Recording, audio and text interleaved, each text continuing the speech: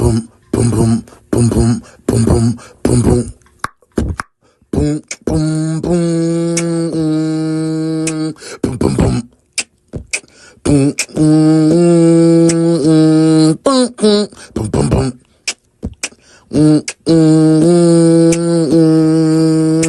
Boom, boom, boom, going to work. Boom, boom, boom, boom, boom, boom. Boom,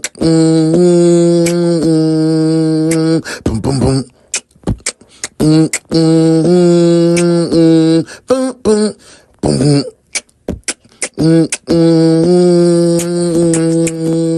Boom, boom, boom.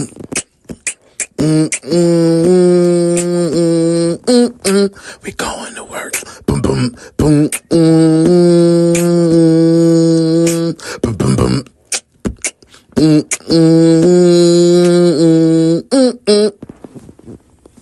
The morning shift starts now.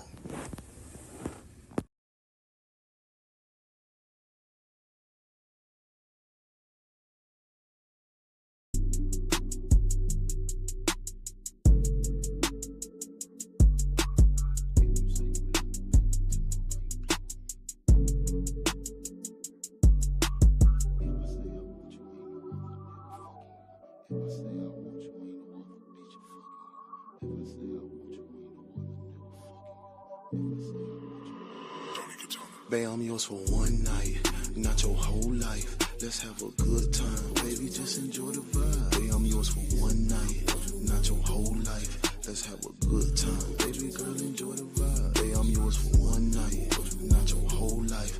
Let's have a good time, baby, just enjoy the vibe. Babe, I'm yours for one night, not your whole life. Let's have a good time, late night, enjoy the vibe. Hey, no, I'm not your man, he not even close, he can't be none of this. If you claim to love him like you say, then why you here with me? Your mind is saying no, but your body giving me energy. All you wanna do is wear my hoodies and lay up under you. You dealing with a real one, it feel different, you ain't used to that. Trying to stroke you good and send you back to where that nigga at. Before that, roll a blunt and three. Stella chase the Hennessy. With me is where you rather be, just you and I exclusively. Can't promise you forever, but in this moment in my presence, let me be your genie. Your every wish I want to grant. Can fuck you like he don't, but if you want, I'll be romantic. Cause tonight it's all about you, if you want it. Babe, I'm yours for one night, not your whole life.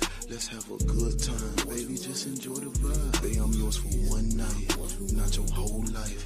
Let's have a good time, baby, girl, enjoy the vibe. Babe, I'm yours for one night, not your whole life.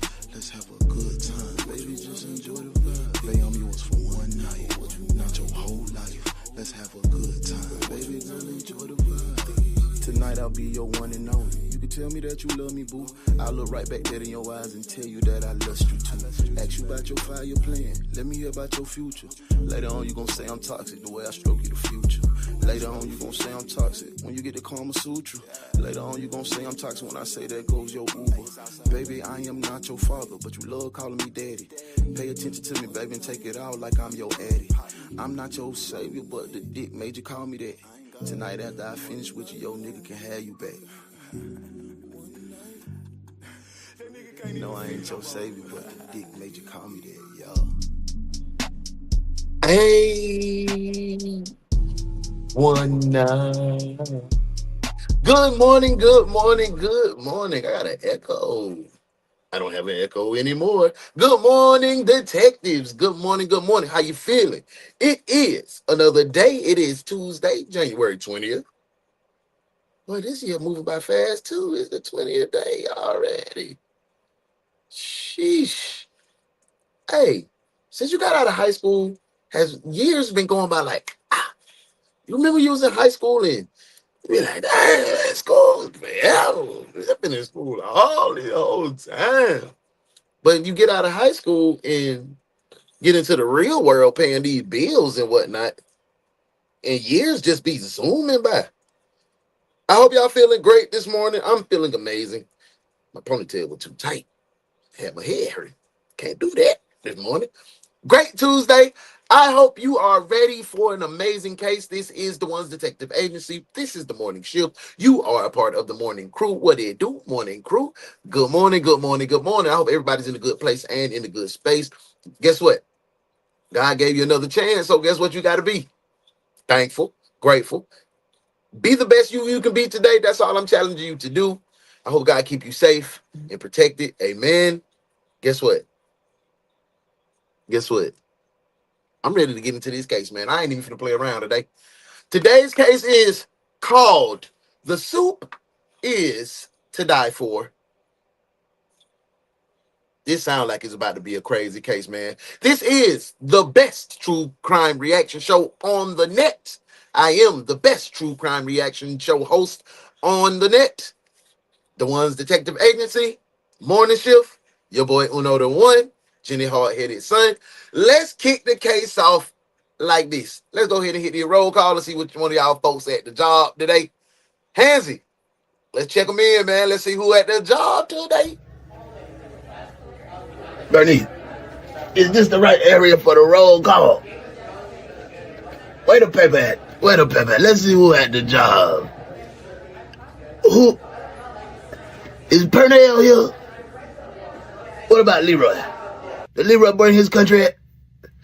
What about Sheikah? Is Sheikah here? Oh, they don't work in no more. Well, I just want to say, welcome in. This is the Morning Shift. It's your boy Hansy. I'm back. Welcome to work, detectives. Bernice, did I do that right? Bernice! Roll call. Hey, I was tying up some loose ends. Hey man, let's see who at the job. Starting out with my girl Shell. What up, Shell? Shell, everything good your way? You in a good place and in a good space. Thank you for being here. First detective on the case. And my girl Shell in the building. What's up? She said, hey, yo, what up, detectives? Let's get to work. Hey, we got a good job. We got a good case today. That was me. That's me right there. Make sure you tap into Uno in real life. If you haven't subscribed yet, we on the way to 100. I think we at 88. Man, share that page out to your friends. Make sure you subscribe. Make sure you tapped in. Tonight. Brick happens. Actually, it's not Brick Happens. It's a new show. And it's called Uno v Uno, where I do one-on-one interviews with people that I think need to be interviewed. And I ask them the tough questions, ask them the questions about their life. Just tap in, Uno in real life. If you miss it, you miss it. You miss it, bro. Tonight at 9 sounds good. 9:05. We do everything 05. 9:05. Tonight, 9 p.m. Tap in. Hey, man, hey. Corporate in the building. Good morning, detectives. Make sure you cover your food in the break room today. Someone is serving Jimmy soup. Y'all ever had Jimmy smoking? What's going on? Smoking in the building. Good morning. Good morning. I hope everything good your way. I hope you ready to solve this case. It's that girl Modesty in the building. What's up? Hey, she said, good morning, beautiful people. The best true crime reaction show on YouTube. Tap in. Make sure you hit that link. Thank you for all that you do. Make sure you follow that girl. It's Modesty. She has colorful conversations throughout the day. Tap in.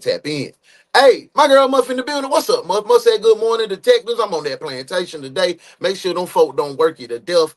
Get yourself some money and get the hell on out of there. She said, hey, Cheryl, what's up, Muff? How you doing? Modesty said, if you're in Vert, do not forget to double tap the live. That lets me know that you like it and you having a good time. If you're in the traditional way, hit the thumbs up on YouTube. What's up to my IG crew, the precinct over there in IG? I'm going to make sure I did not even hit live. Now I'm going to hit live now. What's up to my IG crew? Y'all will be tapping in momentarily.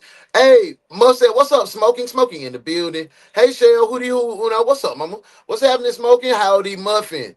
Heck yeah, time flies. Life flies by. You better enjoy it. It's my boy Vyoshi the Shinobi in the building. One half of the CEOs of Melanated Mushroom. What's up, bro? Hope everything good your way. You in a good place and in a good space. My girl Shell say, what's up, Smoking Deadly Soup? Oh, my.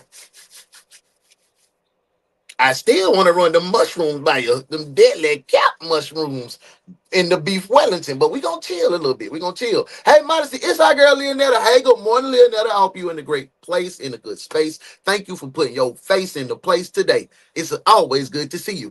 Thank you, Mom, for being here. Good morning, Uno, Vyoshi, Mars, and Chats. We in the building. I ain't about to die for no soup. Hell no.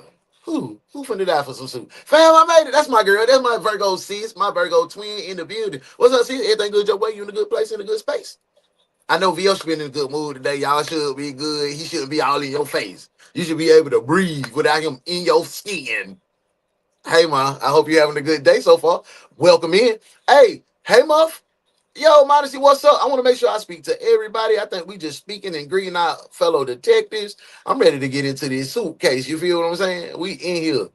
Uno v uno. Yeah, you know how it go. Uno v uno. Tonight. Oh, no. Good morning, Risa. Good morning, good morning, good morning. You not late yet. 9:05. Uno v uno. Tap in. Make sure you share it with a friend. You'll see the thumbnail come down the line soon. We finna do it, man. We finna go all the way big, all the way digital. Hey, never. I don't want to be all in that skin. Yes, you do. You do want to be all in her skin, bro. All in her skin. Hey, man, I want to talk to everybody. In the case, make sure you share this out to 5 of your good friends that need to be in the case on the precinct. You know they good detectives because they nosy as hell. Send it to them. Hey, man, say, man, don't gatekeep. Spread the love. We going to get our viewership up. We trying to get to the money. You feel what I'm talking to you about? Hey, man, I done spoke to everybody. Everybody done spoke to me. Let's get into the case. You know what we say when we finna get to this case. Put it in the comments what I usually say right here. Right here. This part right here. What I usually say. Put it in the comments. Here this morning, police are looking for a The only detective agency capable of handling these grotesque and obscene cases. Look no further than the One's detective agency, where evidence does not matter. We lock you up and figure it out later. Hey, what's up? The One's detective agency, with your captain, UnoDaOne.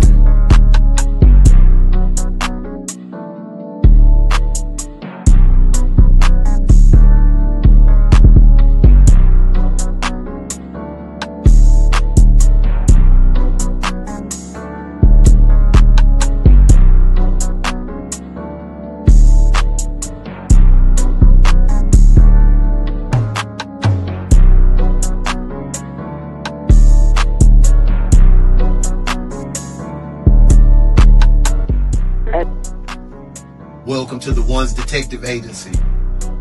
I'm UnoDaOne. Welcome to work, detectives. Let's get to work.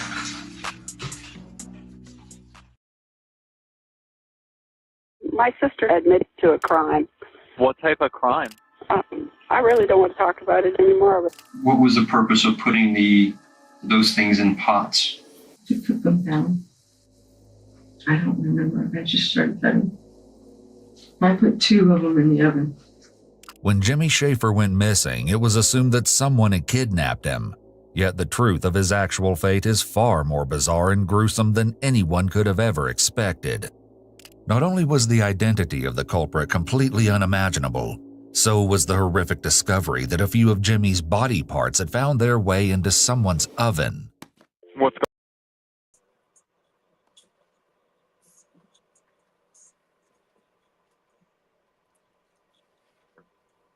So we finna have some Jimmy rump roast, Jimmy pot pie, Jimmy crack corn, but I don't care. Whoever put Jimmy in the oven for 450 degrees for 35 minutes and then took it and put some water in it and some onions and potatoes, whoever did that right there.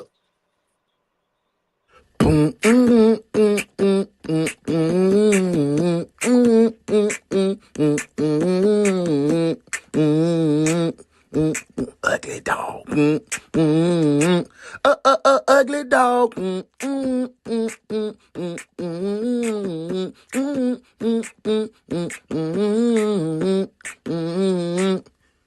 Ugly dog.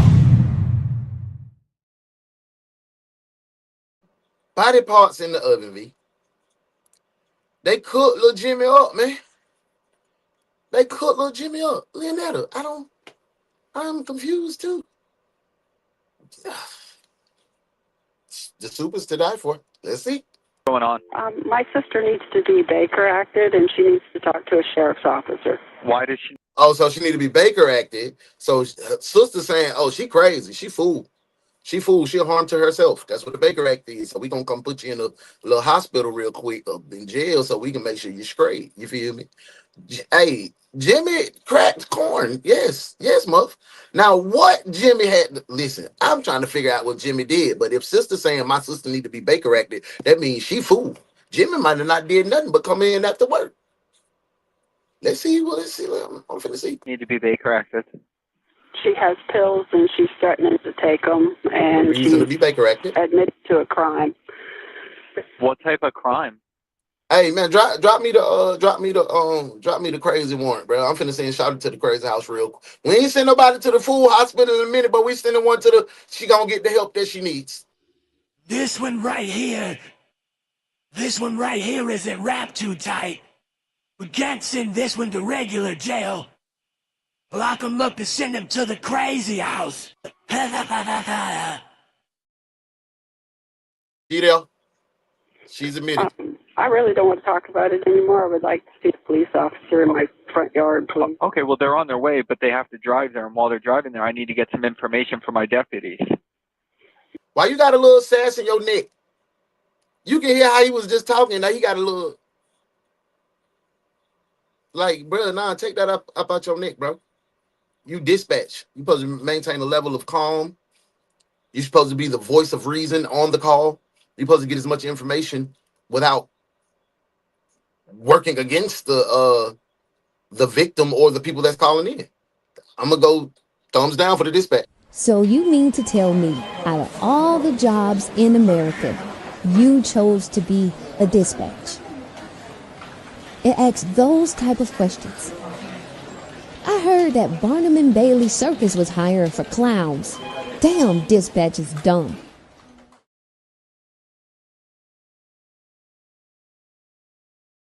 Right, dispatch. You got another chance to get right.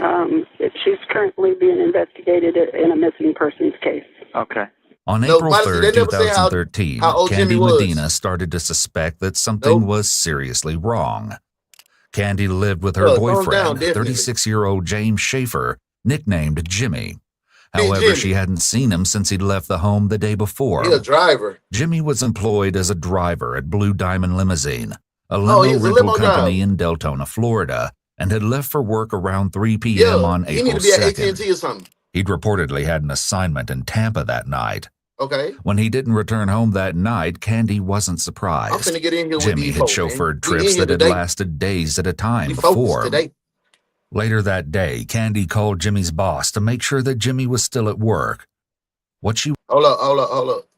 Y'all know we be focused, man. You know what we finna be on? See what I say, boo, baby? Feel like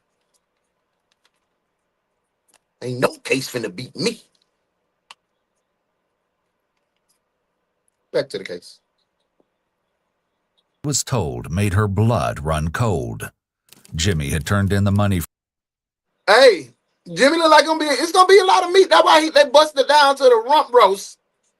They got a Jimmy rump roast. They got a 2-piece Jimmy special, legs and thighs, white meat. Let me get back to the case, man. I'm not From playing the with y'all Tampa today. trip I'm and left work focused. hours ago. He was actually supposed to return to work that afternoon for another assignment, but he didn't show up It's or our call. brother in here. Hey, Candy. Kurt, what up, bro? Kurt, it went wild, Kurt. Already. They done cut Jimmy up, put him in the oven. They done made rump roast out on Kurt. They done made little Jimmy sandwiches for the childrens. Like, they got Jimmy all through the neighborhood. They even put Jimmy in some chili, and they won the first place in the chili. Just come on to desk duty so we can get to the case, Kurt. Welcome in, bro. Like, it's a wild one today, bro. Get in here. You're the first late detective to come to my office. You know what? It's not my office anymore. It's your office now, late detective. Desk duty. And clean it up in here. Looks like a pig's been living in here.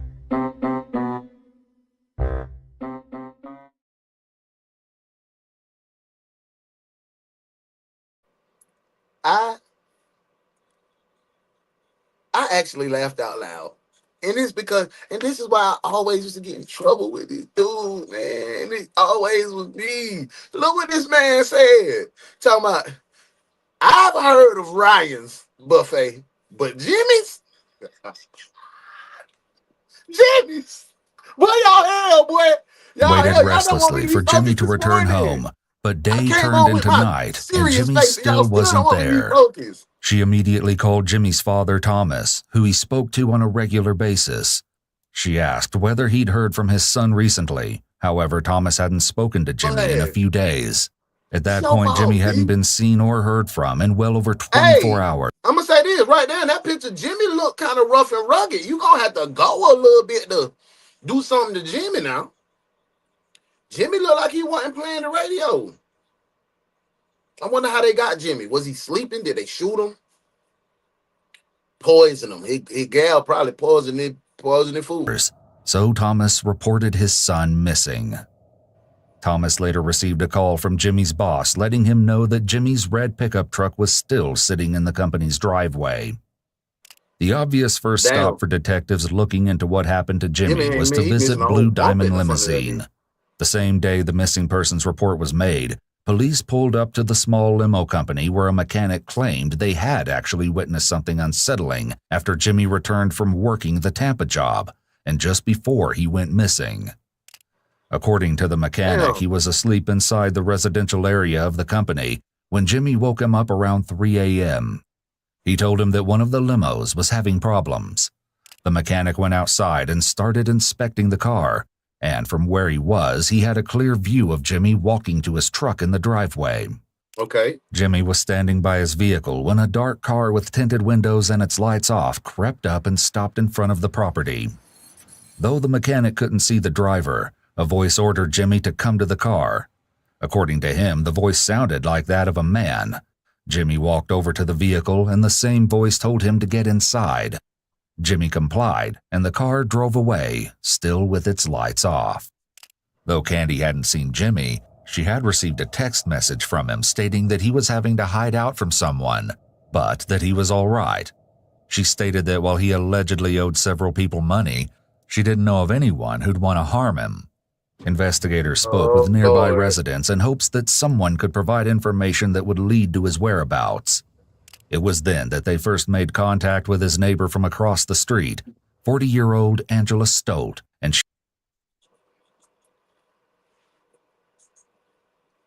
This look like meth. What did I say wrong? What did I say wrong? Tell me, y'all. What did I say wrong? This doesn't look like abuse of meth. This doesn't look like it.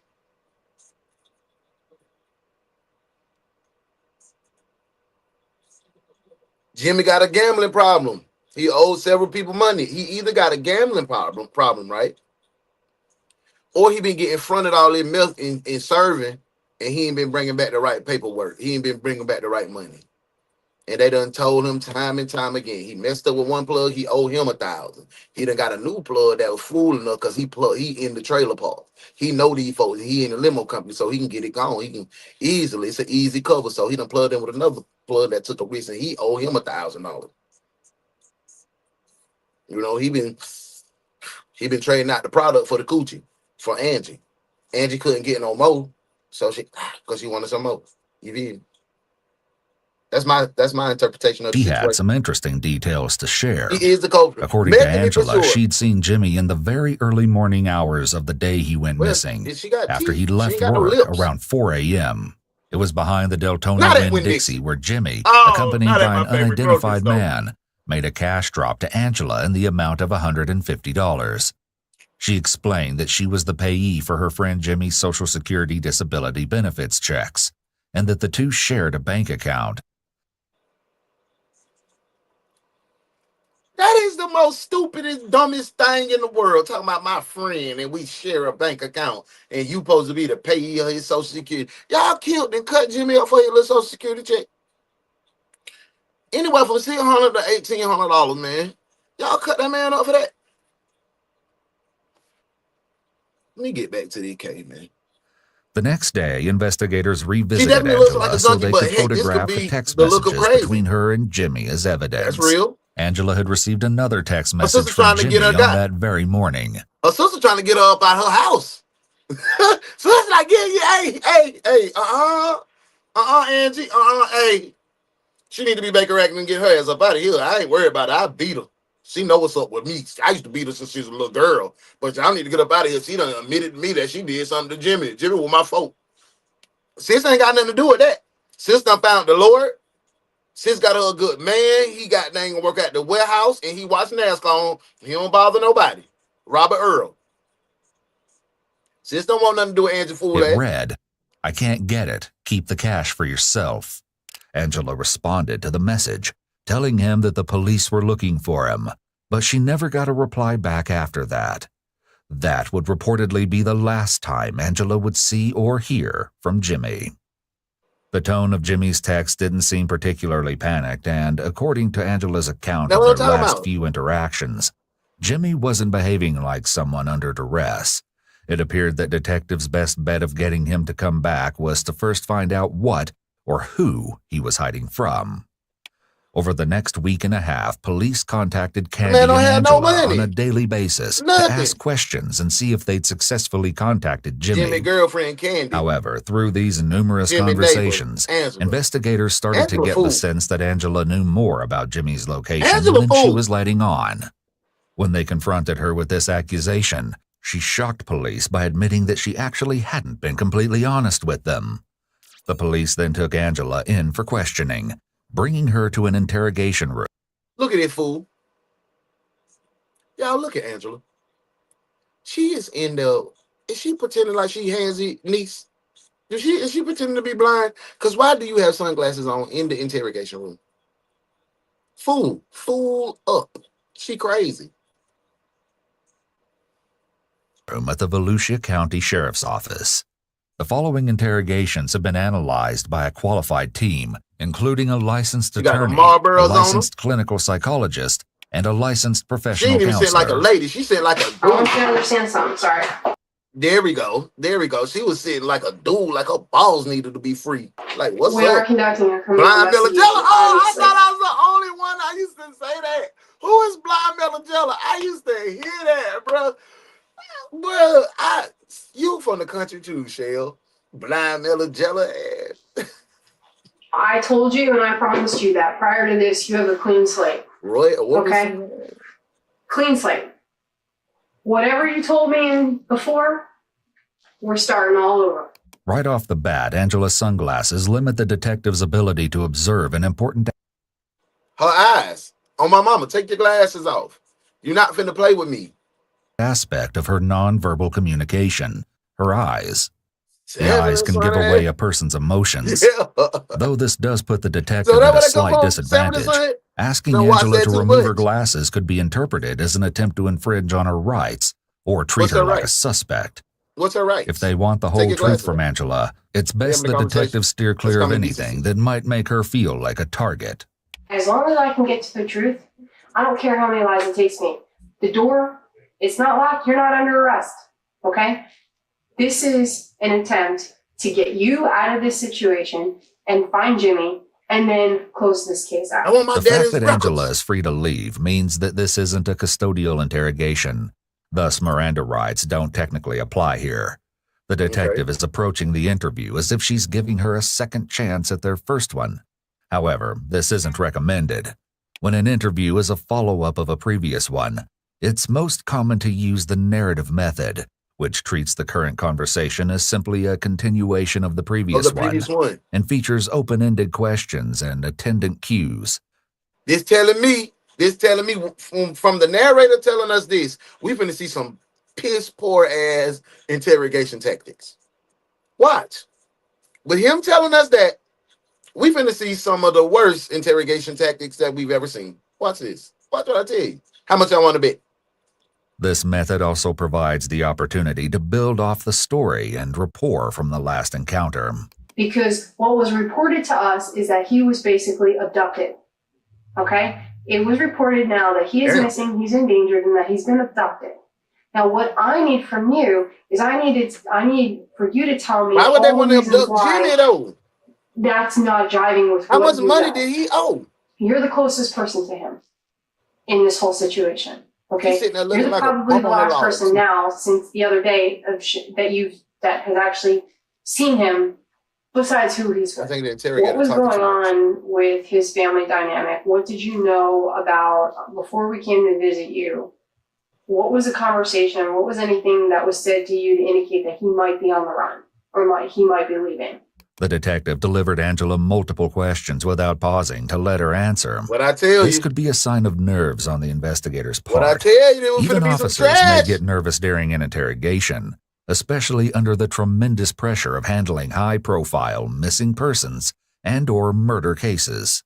Ideally, though, the questions should be kept short and simple so as not to confuse giving the her a way suspect out, or the narrator.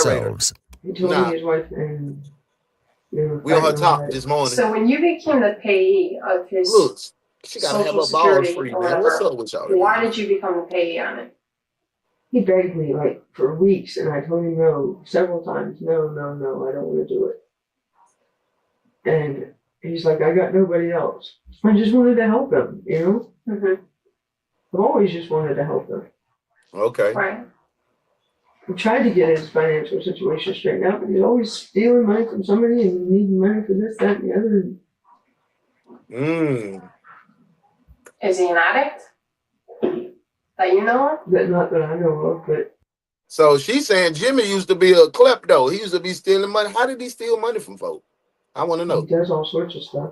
In addition to not stacking the questions, investigators should also be careful not to add unnecessary memory qualifiers to their questions. When the detective tacked on the "that you know of" to the end of the question, it simultaneously made the question weaker and made it easier for the suspect to lie. Angela's answer would have been far more meaningful if she was allowed to answer the original question and introduce the selective memory statement herself, which then would have been an indication of possible deception. Since the detective is the one who used the phrase, they've missed an important potential red flag. Angela has been noticeably still since the interrogation began. While excessive movement can be an indicator of stress or discomfort, lack of movement can also be a symptom of dishonesty. This is because nonverbal communication is a normal part of conversation. When it's absent, it's often due to the fact that the individual is focusing most of their cognitive power on what's coming out of their mouth and not on what they're physically doing. Thus, their body language typically won't align with what they're saying, or they just won't move at all, as we see here. When was the last time you seen him? Recently? I can't remember the day. 2 days ago? No. How long ago? God, she looking down. She looking down like she Roy Orbison. I don't even know what date it is. It's Okay, so we were at your house several times. The day that I saw you, okay, was a Thursday? Is that a Thursday? She is not It was like prepared. the day after that. When someone pushes on their face or She's a forehead, pirate. like Angela is doing here, it's typically a sign of stress. This particular behavior is called facial distortion. He came by. He wanted the money. He got Why she mad. holding her belly like that? I told him that I put it in the bank, and I didn't. So I asked you straight up today, have you seen him? You said no. You told me that several times, right? And then what happened? You tell me the truth. So there's the problem. Now I told you and I promised you that if you were honest from this point forward, we're not even going to deal with that. We're not even going to worry about it. Okay? It's She pregnant as far with as a I'm milk, concerned, baby. you have a clean slate right now. Now As she- long as you're honest with me and you continue to be honest with me and you don't impede my investigation any What's she further, drinking? you understand Apple something? juice? Do you understand what's She going to thinks happen she if on this the turns porch into a kicking. homicide? Have you ever thought about that? Have you ever thought about if somebody actually does find him before we find him? You're not telling us the truth on X, Y, and Yes, Z. I mean, she's And not meanwhile, everyone who's after him finds him and they don't give a shit about him. And if he ends up dead in a ditch, how are you going to feel about that? Horrible. The detective is trying everything she can to elicit a response from Angela. Since Angela has alleged that people are after Jimmy, the investigator is stressing that Jimmy could be in grave danger. If the parties Jimmy is supposedly hiding from This track him detective- down before law enforcement is able to. And there you go. We're telling you he's not going to jail. Okay? I want to take him out of my database as missing. He's clearly trying to evade us and anyone else that might be looking for him. Why is he trying as to far as evade I'm you guys? concerned, I don't know if he's bullshit or not because Jimmy he ain't got no warrants or nothing. Why he evading evading police? That don't sound for him right. to get clear his Goofy. name with everything and walk away from his whole life. And it sounds like he just wants to start over. You're the payee on that account. Rambling. He's all overdrafted that account because you granted him.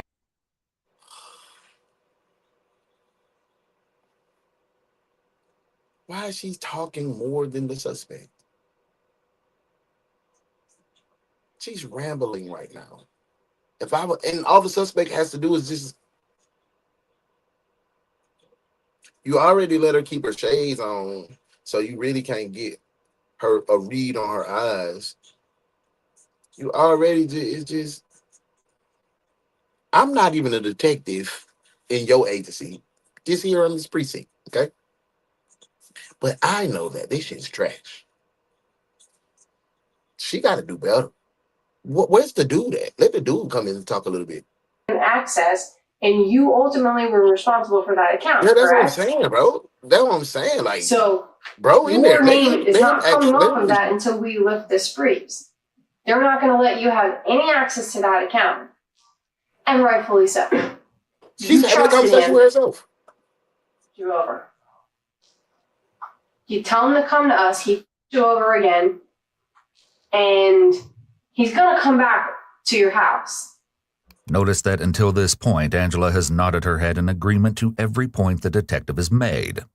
But when the detective gets to her next point, about Jimmy coming back to her house, Angela doesn't nod along.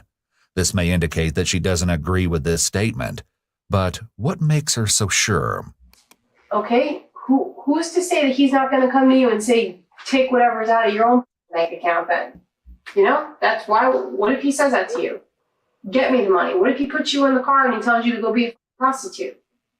I mean, I'm just thinking outside the box here. You ain't what? Did you tell him to put a hole in anything?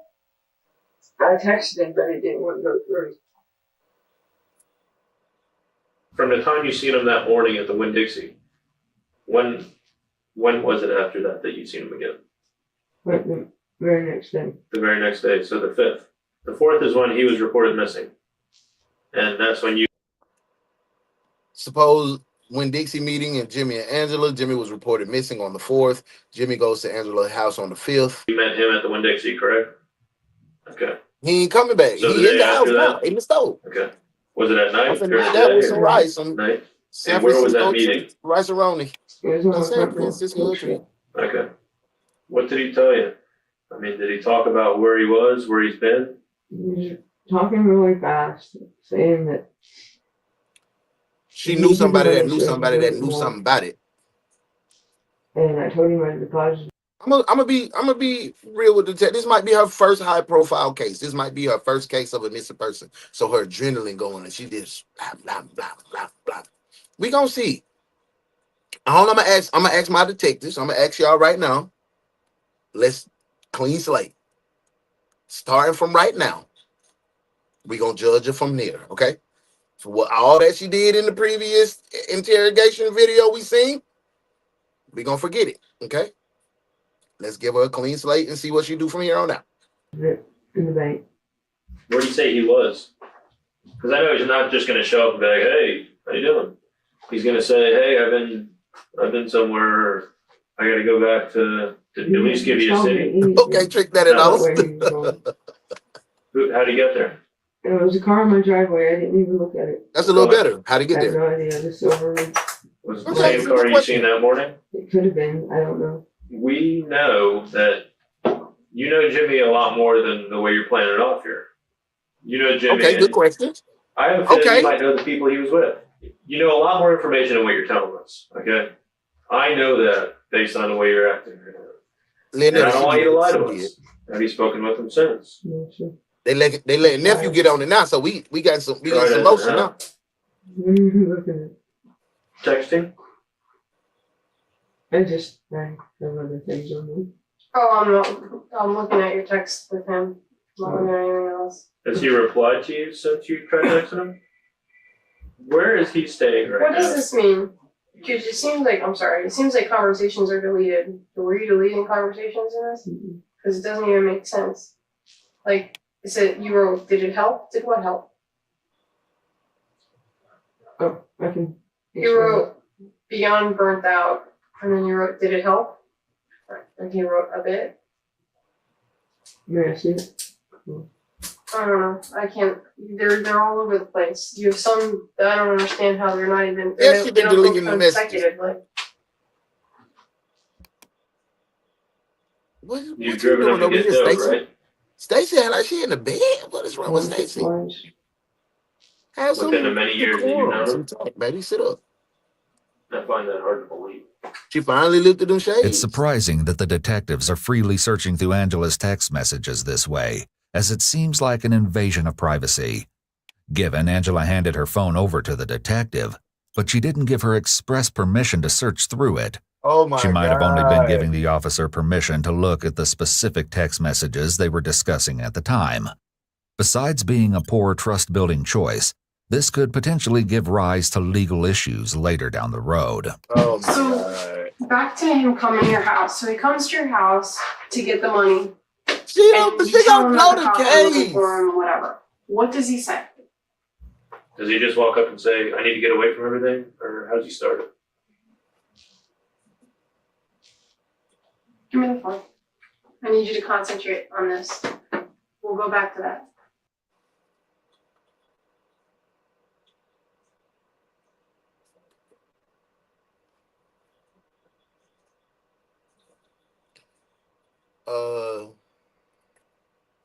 Miss Lady Detective, you said this wasn't even interrogation. You said the door is unlocked. Now you telling me to give me the phone. I would have slapped cussed out. I would have cussed her out so bad she would have been like, excuse me? Yeah. Who the are you talking to, lady? You're not my mother and I'm not your child. Matter of fact, this over with. Like that, I don't know. I ain't like that. I ain't like that. Give me the phone. Fuck it, son. We'll come back into the layer. Nah. I need you to What y'all concentrate. on? When he came to your house, what was said? Although it's clear that Angela couldn't fully concentrate on the conversation while on her phone, the way the detective confiscated it is more in line with how a teacher might reprimand a student. Exactly. Still, the phone was serving as a distraction and needed to be removed in order to focus the interrogation. Yeah, I'm not under arrest. It doesn't appear that Angela's Fourth or Fifth Amendment rights were violated as a result of the confiscation, given the circumstances. It doesn't seem that a warrantless seizure occurred, nor that she was deprived of chattel property. He said he needed the money back, so he could go get more. So he could get the bank straightened out so he could get the money. So he could pay his mortgage and pay back some stuff that he stole. And he said, don't tell anybody I was here. I said, why not? He said, because if the cops find me, they'll find me. They're using the cops. And I said, who? He said, I'm not going to say. Girl. Huh?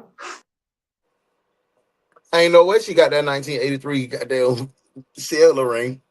And she got that thing up to the roof. She got that thing to the maximum. And she got a flip phone. So she slamming the phone shut like that on folks. Like, this is all over the place. Is this Jimmy calling? Hey, one moment. Do you want to talk to him? Who is it? My husband.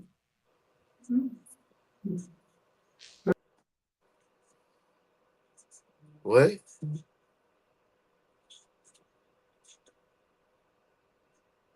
What? All right. I'll talk to you later. Why would she want to talk to your husband? Bye. Where's he? I don't know. Your husband's missing? No. Don't even say that. Oh, sorry. He is to me, but apparently somebody knows where he's at. He's still cashing his checks and stuff. I mean, not. What? So he calls you from random locations? His phone is registered in Ohio. He was Jimmy's best friend. Are you kidding me?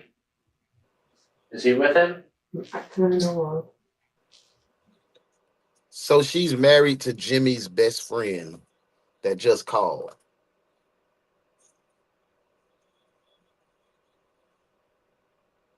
Man, what the? Hey, it did sound like that. Pete up. Hey, this Pete. What's up? Since that's when I became a woo boy. That was weird. Just in the middle of the interrogation. Oh, Like thick as thieves. Did your husband disappear at the same time Jimmy disappeared? Oh no, my husband disappeared a year and a half ago. Yeah. Okay. So does this not sound familiar to you? The detective's behavior is particularly unprofessional here. I mean, Jimmy all of a sudden is doing the same exact thing that your husband did? I know when it's.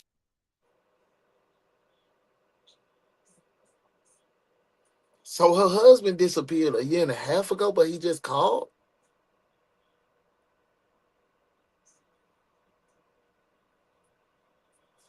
Your husband disappeared a year and a half ago, but just randomly called, and you offered to. Here, you want to talk to him? Something ain't right, bro. Something is not right. I don't know. I can't put my finger on it, but something ain't right. Where are you going? See if I can find him. Oh, aren't you going to eat first? I don't want any. You don't want any? I've been cooking all day. You can at least try a bite or two. You're hot stuff, you know that? I mean, I've been cooking all day. I missed Oprah, Phil Donahue, Joan Rivers, and Dr. Ruth. I don't know what's going on.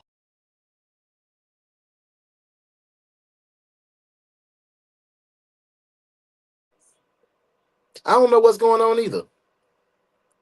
But even the narrator on her talk, bro, so, honestly, it feels like she been souffling these boys down, man. I know the detective fighting the air when she ended up hit it. I know the detective fighting the air when she hear this narrator talk about, bruh. I know she was in there like, I know.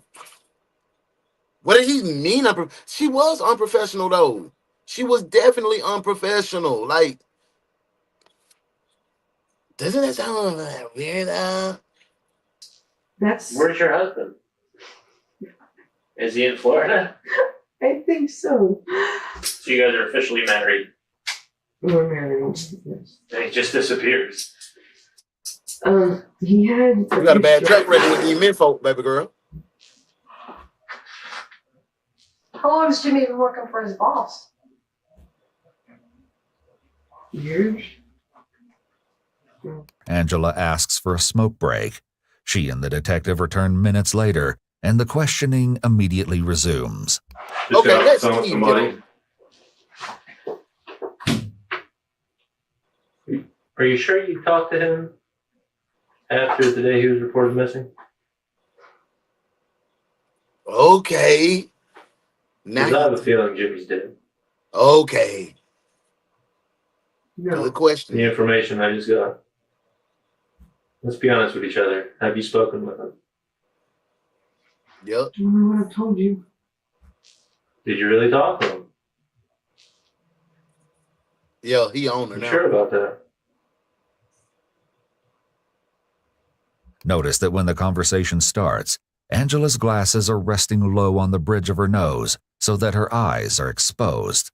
However, when the detective begins to question Angela's story, her first reaction is to push her glasses back up to fully cover her eyes again. Yeah, take An them off. incredibly If y'all telling took her gesture. phone, take them out. Do you know if Jimmy's alive or dead? What's that mean? You shaking your head? I haven't seen him since I told you. And then she want to cover her face like, nah, baby girl. Do you think Jimmy may be involved with something else? Such as selling and maybe being a middleman? Possible. Has he ever told you about it? Investigators are still searching for She is motive over and here. underlying She's making up all the circumstances, stories she looking can. at drugs as the driving force behind the disappearance.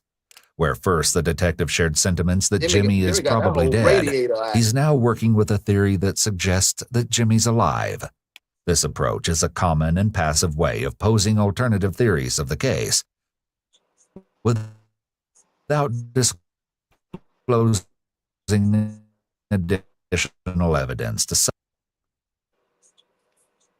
suspects. I find that hard to believe because somebody that, like I said, he's told me about getting drugs for people, but he's not really gone into detail. I'm hoping he's not dead, like people are saying. People are saying that they heard Jimmy got murdered. Damn. And if Jimmy got murdered, and you're not telling us where he is, Jimmy crack corn, and I don't care. He can be held accountable because you've seen him. You've seen him lives. But I haven't. Not as the person who murdered him, but there could be principle there. This isn't actually true and is likely just an intimidation tactic. Being the last person to see a victim alive doesn't subject the witness to criminal liability, but it does typically make them a person of great interest. Strangely, so both of these detectives really just throwing at the wall hoping it stick. Angela shows no visible reaction to hearing the rumor that her friend is dead. If she really had been in contact with him like she claimed, it would make sense for her to be assured of his well-being and brush off the gossip. However, her silence is deafening. She also appears to be sitting rigidly still at this moment. This could be an example of the freeze response, or when the body momentarily locks in place, usually immediately after perceiving a threat. The detective surely notes this physical reaction, but sensing that he won't be getting much else from her, he asks Angela if she has anything else to add. After spending another minute and a half in thought, she confirms that she has no more information and is sent home. But police continue to maintain near daily contact with her. They couldn't shake the feeling that she was a vital part of solving this mystery. They couldn't have predicted just how big a part Angela played in her neighbor's disappearance. Fortunately, police didn't have to wait too long to find out.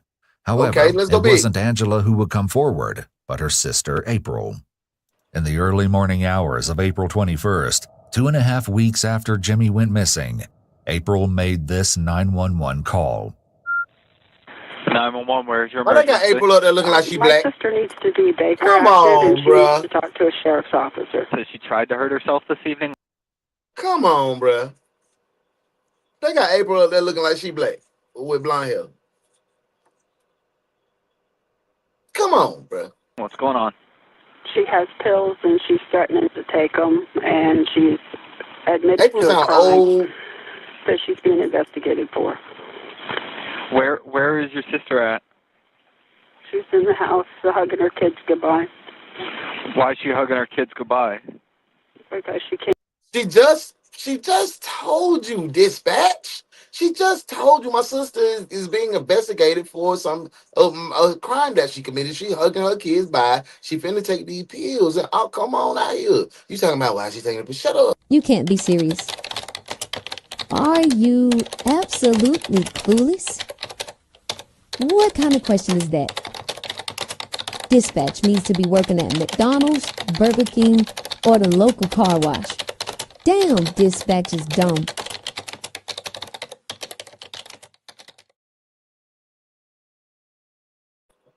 To the house, and she told my parents that she committed a crime and that she's being investigated for it. She says it was self-defense, but I don't know. I don't know what the situation is. I told her I didn't want to hear it anymore. I walked out of the house with the telephone. So, officers arrived on the scene and spoke with April briefly. According to official police reports, she explained that a tearful Angela had just disclosed to her that she wanted to end her own life because she'd committed a crime. I know that. She wished to sign over her parental rights of her children to their grandparents. Then Angela provided a shocking confession. What'd she say? She drugged, then strangled Jimmy. Around this time, contact was... Didn't we say that? He too big. He too big. Made with Angela, who was reportedly hysterically crying and asked for an attorney. She was then detained and transported to the sheriff's office, where she spoke briefly with investigator Brady. He informed her that under the Baker Act, she was currently in custody. Florida's Baker Act law enables families and loved ones to provide emergency health services and temporary detention for up to 72 hours for people who are impaired because of their mental illness, have refused voluntary examination, and have the potential to harm themselves or others based on their Yeah, recent for sure. behavior. Especially When with Angela Angela learned that look she wouldn't be going home, lonely she became behind. visibly shaken and began to cry, repeating Cry, out baby, loud, "I'm cry, sorry." baby. Officers came in and Get out escorted of her gas out of the station. interrogation room, and as she walked past Investigator Brady, she whispered one spine-chilling phrase: "You should have come in my house that first day." A few hours later, an investigator returned to the residence where Angela was detained in an effort to obtain more information about the situation. April alleged that Angela was prescribed medication due to Empty, medical her soul issues. gone. At times, when she'd failed to take her medication, she would suffer psychotic episodes. She described Angela's demeanor as perfectly fine one minute and then crazy as a bug and crying. Though she described Angela as always off the rocker, the quick changes in her demeanor that day were not typical of Angela. After Angela received a psychiatric evaluation and was deemed to be relatively mentally sound, she spoke with investigator girl ain't A.J. crazy. Pagliari within a small room at the crisis center where Angela was being held. And every time that girl ain't I crazy. come in contact, Josh, I want to keep reminding you that, again, you were advised of your rights, okay? Do you still understand those rights? Yes, sir. Okay. With that in mind, do you still wish to talk to me about the case? I see no reason not to. No. Okay, so do you want to talk to me about the case? Yes, sir. Okay. Miranda rights must generally be reapplied whenever there's a significant finding or extensive pause in an interrogation. There's no hard rule as to when re-Mirandization is necessary, but it's an easily applied safety measure that prevents statements or evidence And he from just- being inadmissible in court. So far at this point, you've been a tremendous help. I've done my best to be as completely honest as I can. Okay. I'm totally sleep deprived. She like her meat stewed and baked. She like that. Okay. I guess I could try, but it wouldn't help. At this point, no. I'm so relaxed now that A tremendous weight's been lifted off your shoulders? a horrible weight. Okay. Note the remarkable difference in Angela's posture from the first interview to this one. She's now in a very casual seated position. Her stomach was hurting because she done had a piece of Jimmy meat. I wonder who she fed it to. That's what I'm saying. That's what I'm saying. Ooh, Conveying that she is much more at ease. She may even feel relieved to be able to unload all of this information to someone instead of trying to keep it inside or focus on maintaining dozens of lies. I don't have many friends. I mean, you know my life, I'm sure, upside down. He doesn't. I've pretty These much detectives dropped are out of not society sharp because on this my case health at all. problems and this, that, and the other.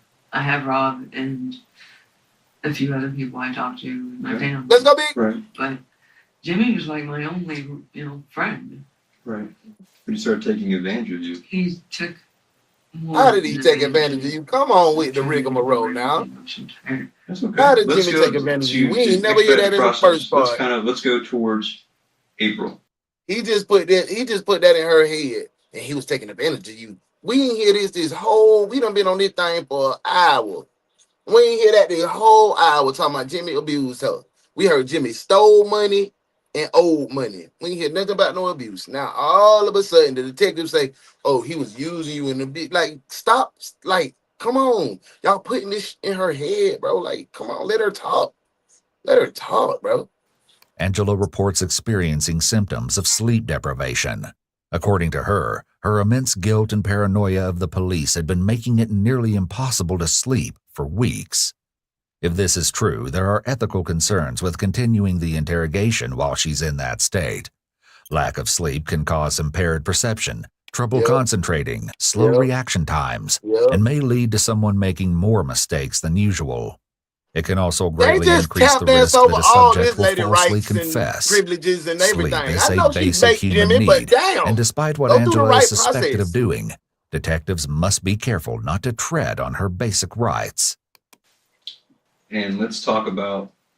I'm getting in here with them, folks. They need me. I guess you said it was, for lack of a better term, you wanted to play a April Fool's joke on him. Well, it wasn't really an April Fool's joke, Right. but it was. You wanted to more kind of like- get back at him in the term, in the sense of, this He is how lied you've to treated me, right? He lied to me so many times. Right. So you wanted to turn the tables and lie to him. I just wanted to lie to his face and see how he felt. And then how was the lie set up? he'd been trying to get money from his father. Okay. He drained his father dry. I mean, beyond dry. I think his father took out loans to give to Jimmy. Okay.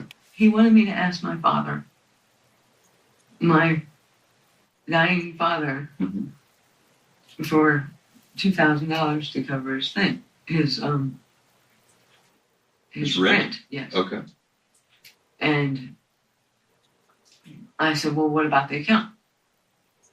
Don't you need another whatever to get it right and back on track? Sure. How much do you really need, Jimmy? It's like, 4,000? I'm like, well, he's got it, I'm sure. I'll ask. He's like, thank you, you know. And he said, I'll even give him my title. Title to what? To his truck.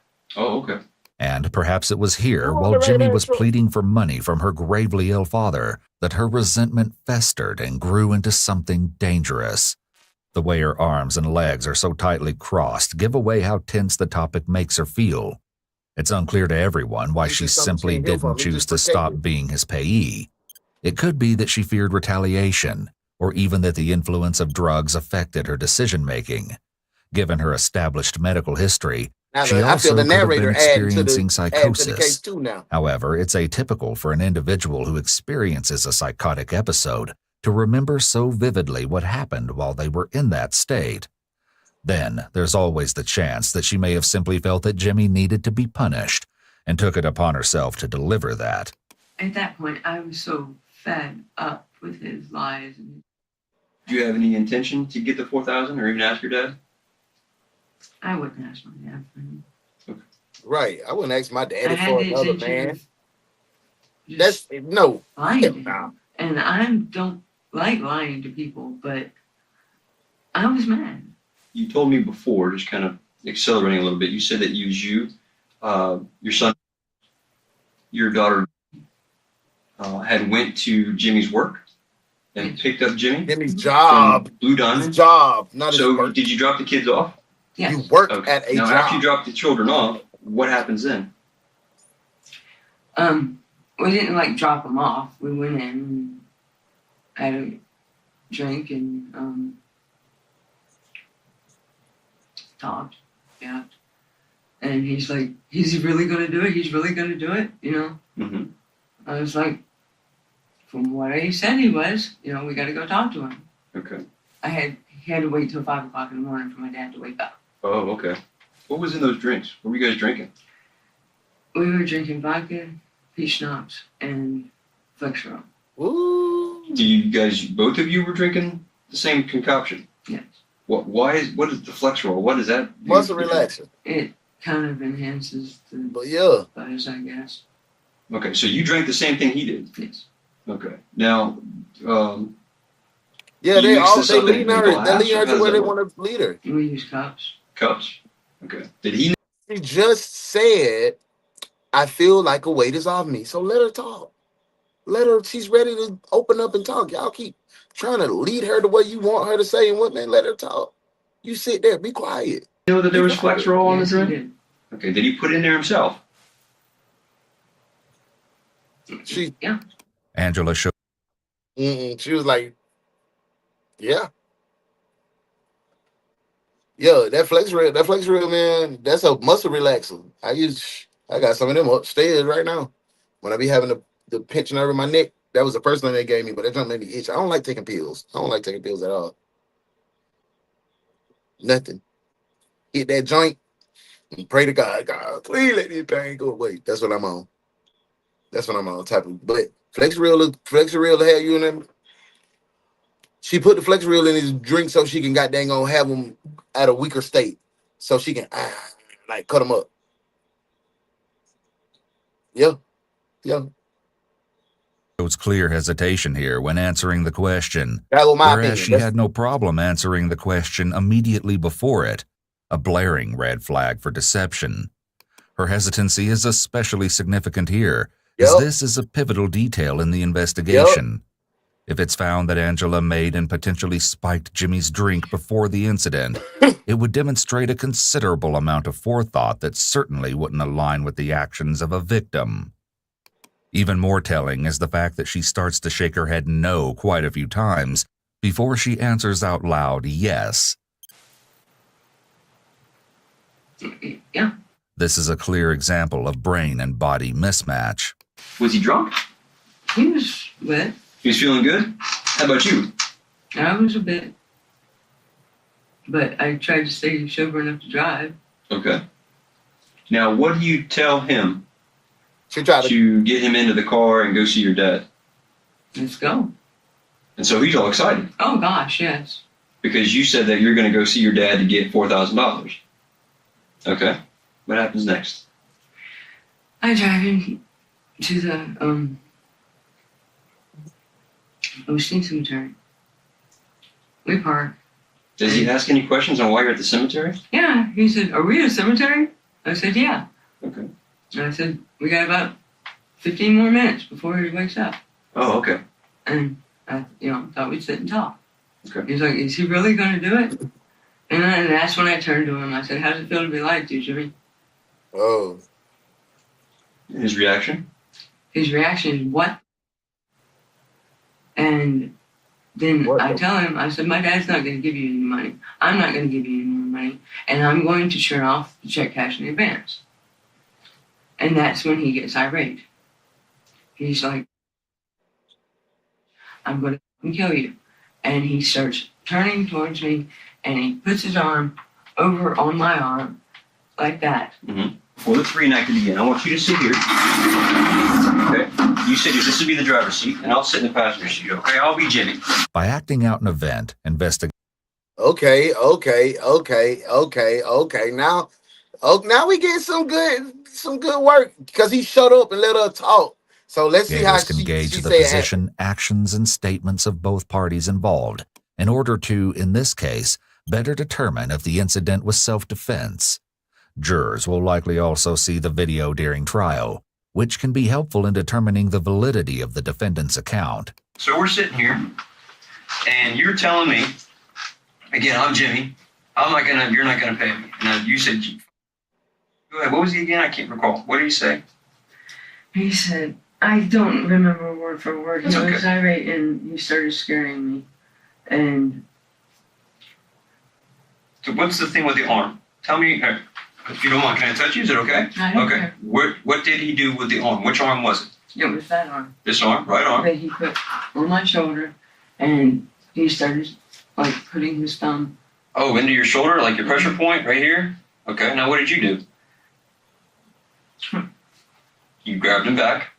Okay. I pushed that. And okay.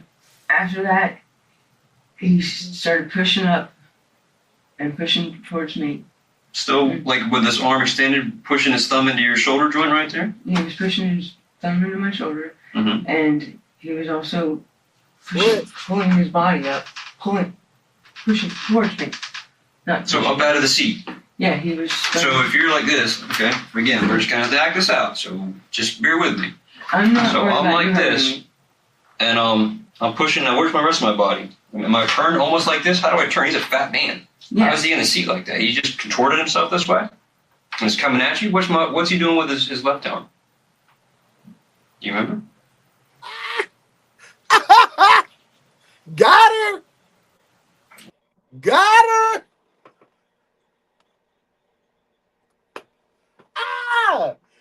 Got her ass. Got her. He said he a fat man. He a big boy. How did he contort his body like this? What is he doing with this other thumb? She like this.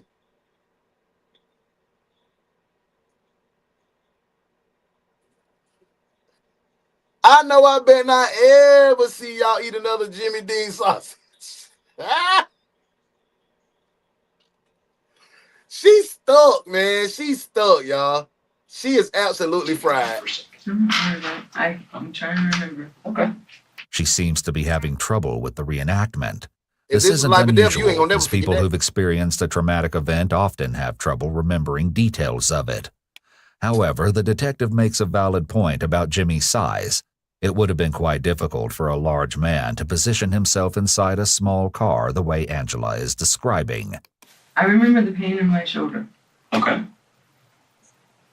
did he say anything? He said he was going to kill me.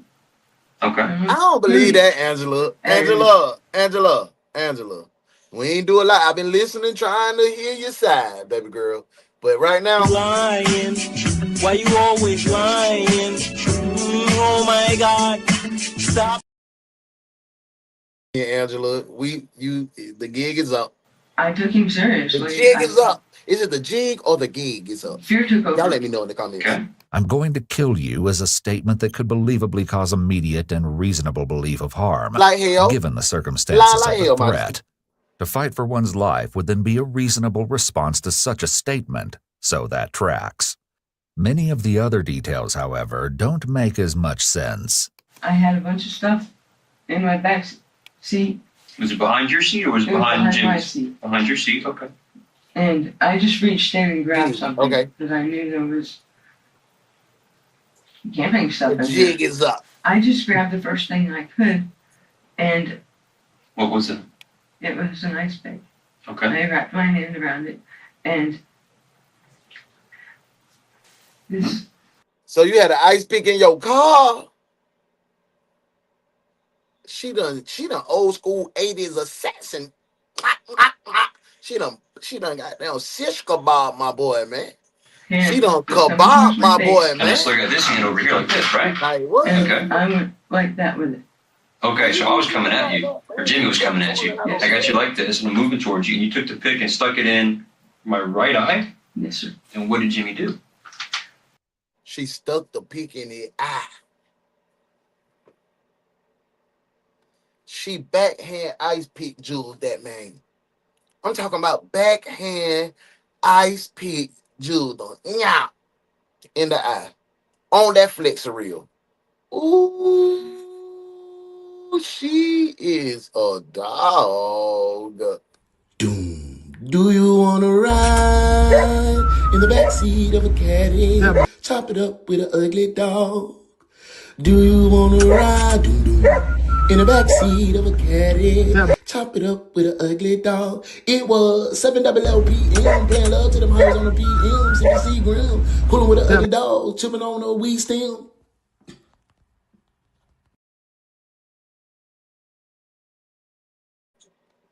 Did he release you? No. A man twice Angela's size, especially one fighting for his life, pushing her face and body back against the door likely would have made it nearly impossible for her to maneuver herself in a way that would allow her to reach into the back seat. He's still coming at, still here and still coming. What do you do with this hand? Did he hit your face? Did he hit you in the shoulder? What do you do? This hand comes up and does that number like that. Every time the officer asks her a question about specific details, Angela adjusts her story, not only to answer his questions, but to fit the details into her account of events. It's clear that she's making her story fit with what she thinks the officer expects to hear, but it's just not making sense. Okay. And then I don't know how deep it was. So right now, apparently, Big Jimmy is sitting with his legs straddling in the back seat in between the middle console, choking you like this. And he, man, come on, Angela. Come on, baby girl. I don't even know if it was that deep. Go ahead, man. Go ahead. Hey, Miss Angela. Miss Angela. Hey. Young man, you've been found guilty by a jury of your peers. The crime you've committed was very serious. And before I sentence you, I'd like to say a few words about your arrest record. What the hell? Yo, the sign is real simple, B. It says wrap it up. Wrap that up, B.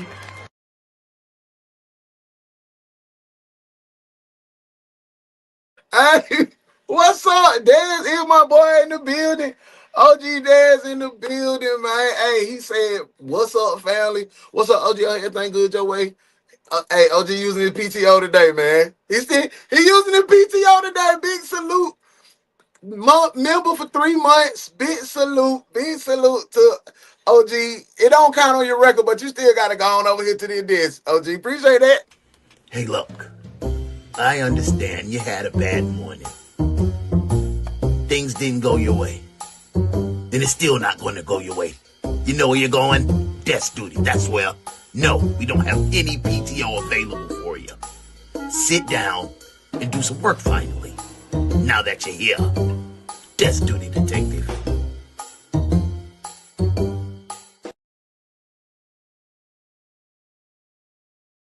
Big salute. Remember 3 months, the big package. I appreciate that, bro. That it means a lot. Hey, Shell, thank you so much. Remember 4 months. Hey, that's how you turn up.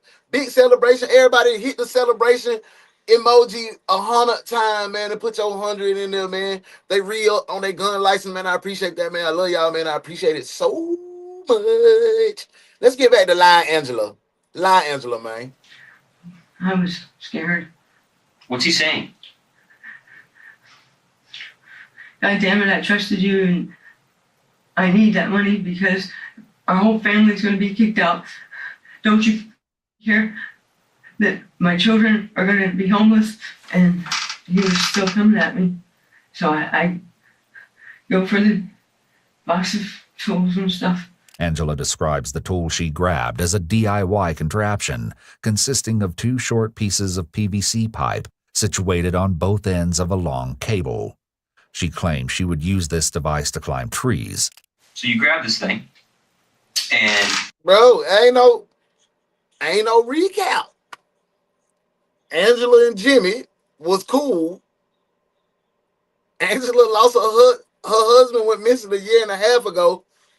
That was Jimmy's best friend. Jimmy just went missing. Come to find out, Jimmy needed $2,000 for some rent. And then it's this. Bro, this shit is twisted. Okay.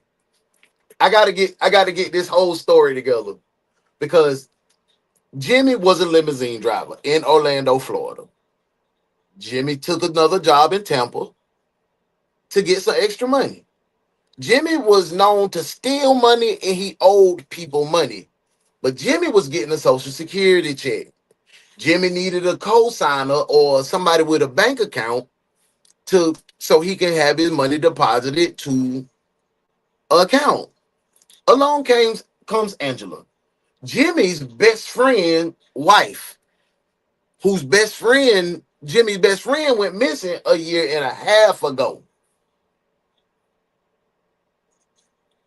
Jimmy needed $2,000 to cover the rent. She said, Jimmy, how much you really need? He said $4,000. $4,000 to do me right. Jimmy asked his daddy. His daddy said, boy, I'm tapped out. Boy, you already got me bad. Jimmy said, ask your pops. She said, my daddy dying, boy. He on his deathbed. She said, okay, I ask him. But in her mind, Angela, in her mind, she was like, I'm not asking my daddy none of that. Jimmy always lied to me about giving me my money back and all some other stuff. I'm going to go pick Jimmy up and tell him we finna go talk to my daddy about this $4,000 and we finna get ready to go to, and I took him to the cemetery. Angela took him to the cemetery. Jimmy, a big boy, she said, Jimmy, I got something to tell you. Jimmy said, what? Mind you, they had been drinking gin, peach schnapps, E&J, chased it with some Flexeril. I'm talking about real trailer punch. That's what they called it. That's what they had. Don't let them lie to you. They had said that is trailer park punch. That's what they called it. I'm not making that up neither. So they was drinking on that. So Jimmy already like out of his body. He feeling like that right there already. Cause he on the real. On that trailer park punch. He already faded, D. So she get the man in the damn cemetery and like, how does it feel to be lied to?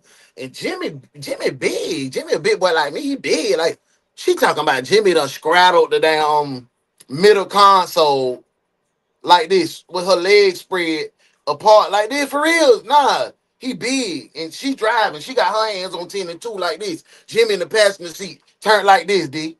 He's straddling. He got one leg in the back seat on the floor. He got the other one in the floorboard in the front. The middle console, they in a Saturn. The middle console is slightly pushing his nuts into his belly. His belly is hanging over the middle console. And he putting his thumb in her shoulder like you used to do your little brother. Instead of choking her, now he just putting her thumb in the shoulder and said, "Girl, you don't care about my kid being homeless and whatnot." She talking about, "Oh, I got something for you." She backhand ice picked that man. Yeah, right between the eye, right there, hit me right up. Now she talking about he was still coming, and this is where we at. I mean, that's what I saw. I don't know if they saw the same thing, D. But I gave you a quick little rundown, man. That's how it is. What do you do with it next? Again, because I'm still, correct me if I'm wrong, I still had you like this, and I'm still pushing up against you with my left hand. Not one time. Right, and this man's a big man. So he's got a lot of force coming at you. But I still have an ice pick in my eye. And I don't. You got an ice pick in his eye. At this point, I don't know. It just went. So that TPP. Okay. Yeah, I do remember grabbing that thing. That's the part punch. Good. Got a little flesh reel in there. Yes, sir. I grabbed the other side of it. He has my arm like that. I grab it like this, and I grab it like that, and then I put my feet. All while the steering wheel right though. Sorry. No, it's okay. Angela has been using her drink as a way to alleviate her anxiety. She pauses her story at a very intense moment in order to take a break. Put my arm down real quick. You let me know when you're ready to continue. You ready? Okay. First of all, I put my foot like that. I Okay, push go it ahead. back. You gotta put your foot on my shoulder? Go ahead. No, I'm pushing back. Okay, gotcha. And you have each piece of where is this in? You have the pieces of the PVC. Each hand's got one. Now pick your foot up. You said you were pushing on me? Okay. Anyway, go ahead. I kind of slid into his lap Okay. so I could get my feet up. Girl, you not fooling nobody. You just wanted to slide your ass into that detective lap. I kind of slid in his lap. You see, she slide her leg out. I kind of slid in his lap. She wanted to put her little hot coochie on that man's lap. Girl, get out of here. You is a dog for that, man. Somebody get her little hot pants ass. You a ugly little dog. You a ugly little dog. You a ugly little dog. You a ugly little dog.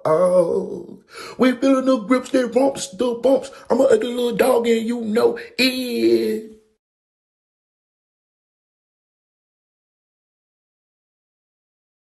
Like that. Okay. Gotcha. I use my feet to push the PVC. Put your legs each piece of PVC, so now the rope is just around Jimmy's neck. Yeah, but he was already trying his best to push me off. So now he's pushing on you to get, because you're pushing, but you're countering him with your legs and you pulling on the PVC pipe. Okay, each piece of the PVC. All right, keep going. What is this I contraption? remember that one time my my foot slipped and I kicked the ice pick. I pushed it deeper. Ow. Okay. If what Angela is saying is true and Jimmy was able to move around and speak with the ice pick in his eye, that would realistically suggest that he was aware and able enough to protect his life if they truly were in a struggle, not limited to knocking Angela unconscious with one blow in the confined space. Oh, my mama. The proximity between them and the car was so close that, even completely blinded, he could have overpowered her.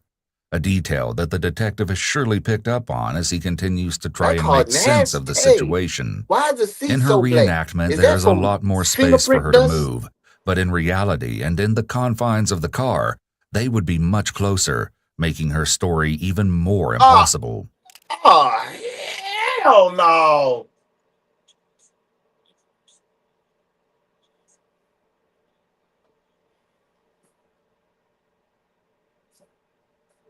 Look at him. Look what he say. Look what he say, y'all.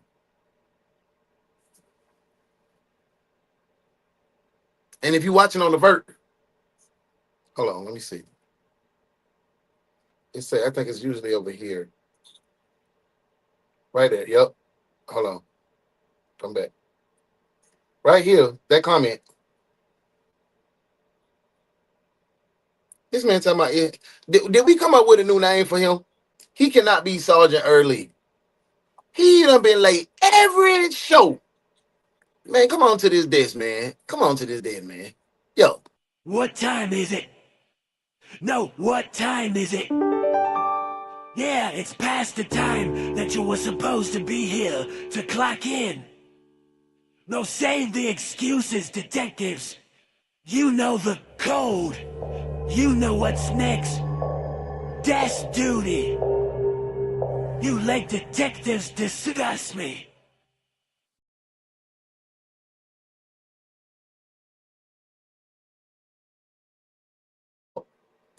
If y'all want to cuss early out, join me at 9:05 Wednesday night tomorrow for Foxhole Bros, starring your boy, UnoDaOne, Doc Dallas, and Early Doc Willis. Y'all can come on there and give him the business, okay? Come up with a name for this guy by that time, okay? Yeah, man, y'all get on his case. Get on his case. So lock him up, y'all. He did it. Who did it?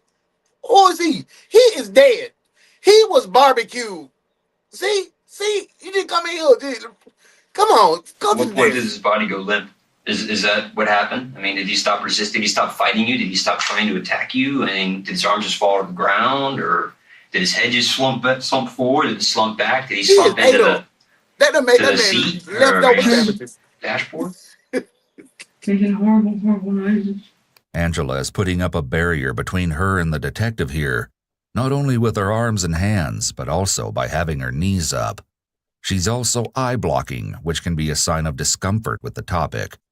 It appears What's up, that bro? she's literally trying to block out the image or the memory of his g***ing and f***ing. It's likely that Make sure y'all tap into Uno in Real Life.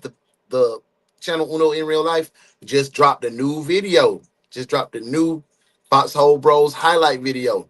You'll see it. Go check it out. Leave a comment. the noises she's described reflect true memories that she doesn't want to relive, and these thoughts are Man, causing her crazy, distress. I don't even know fool how to up. pick that in the other eye. Somehow the pick gets in the left eye? Okay. He said, "Oh, so now the pick in the left eye? You said you had two of them in the right eye, and then what you had two picks? Like, man, come on, bro. They over this. They over this. Thank you, Modesty. They over them. I'm over her too. I'm gonna wrap this one up. Just to make sure.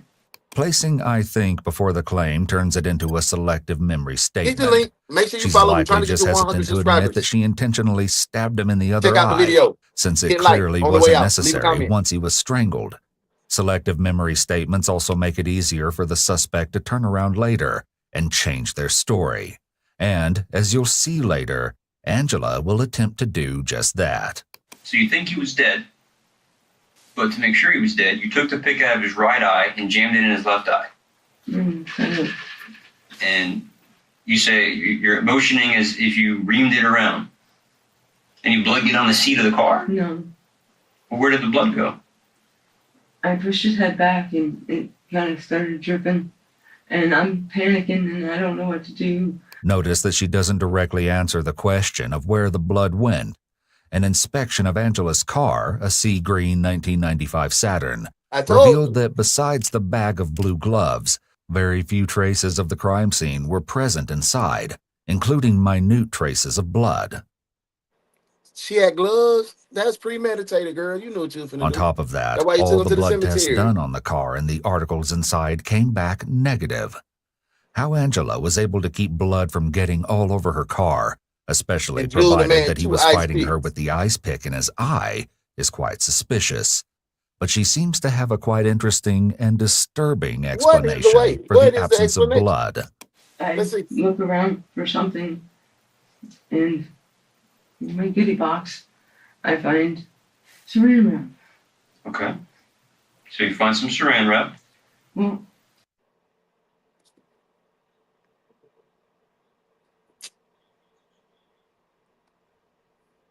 Saran wrap, Angela. Saran wrap, Angela.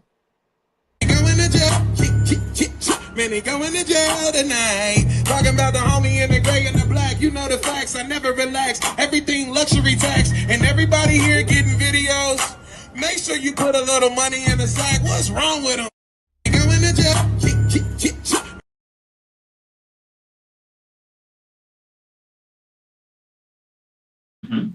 And I think that's the best thing to keep the fluids out of my car. I Yes, sir. wrapped his head.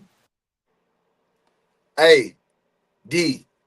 Foxhole Bros. One of our topics for Foxhole Bros tomorrow has to be the JP Saturn. We got to tell our JP Saturn story. Tap in tomorrow night, 9:05. Completely around his entire head with a saran wrap? How'd you work your way around the pick? Was the pick still in his eye? Did you remove it from his eye? No, I just pushed it through. You pushed it all, even the handle? No. I pushed the. See, she had already planned to goddamn do Jimmy lunch specials. She got this around. I made a hole in the saran wrap. You made a hole in the saran wrap. So now his face made is. a hole anyway. Oh, okay, gotcha. So his head is saran wrapped, but in his left eye, there's the pick still sticking out of his eye. And do you seat him back in the chair? I mean, right now I'm facing you. This is kind of as I'm imagining as he was at the end. So I push him over and he's like slumped against the door. So now I'm like this.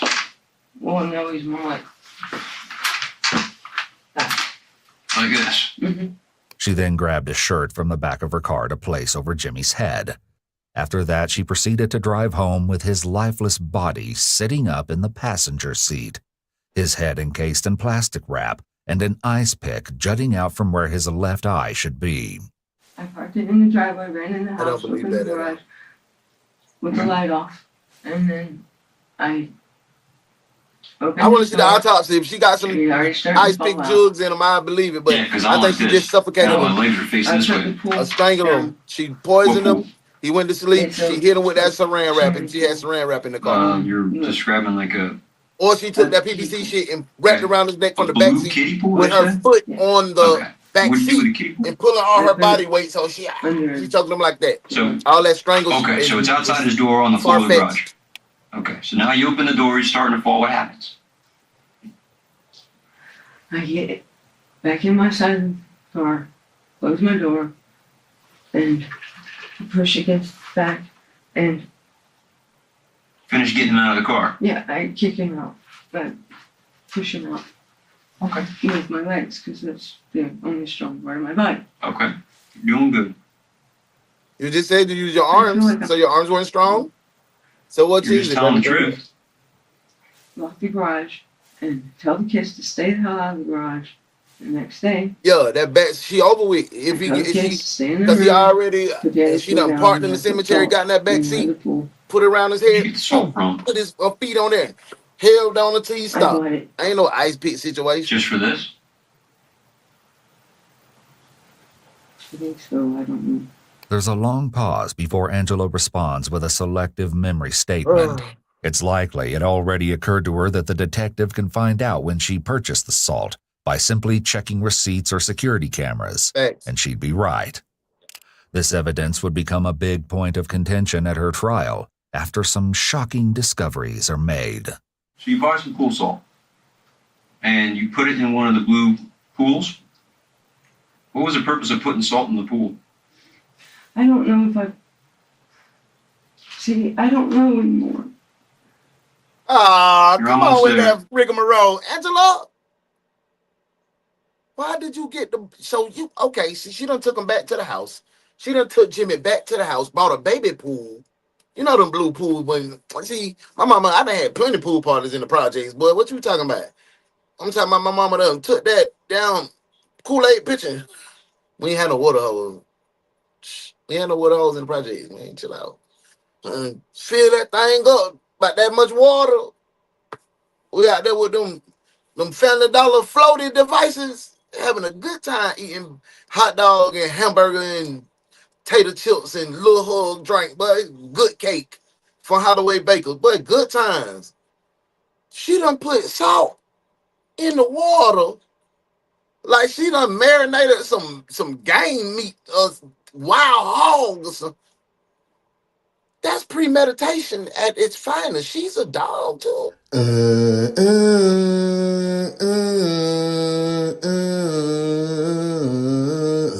You ugly. You're ugly, ugly. You're ugly Bitch, I'm ugly, ugly. I represent for all the ugly doggies. Third wall, uptown, Cali, yo, we ugly dog. Bitch, I'm about it. And yeah, I'm ugly. I'm from where we all so ugly. And killing ain't nothing but a hobby. Don't make me do up 187 ugly.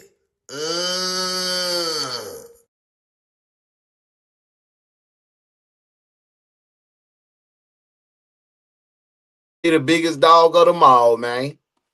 Back to the case. Come on, Angel. Another selective memory statement and more face blocking. She may be afraid to discuss why she used the salt, as it speaks to the amount of thought put into her actions. She could be trying to avoid talking about what she did to the body, as it's generally an incriminating topic. Did you grab a hacksaw? And what did you do with the hacksaw? Dang. How'd you cut him up? Legs first, arms first? Okay, we getting some real deal questions. Wow. Okay. Put me in the game. Did you want to dispose of them?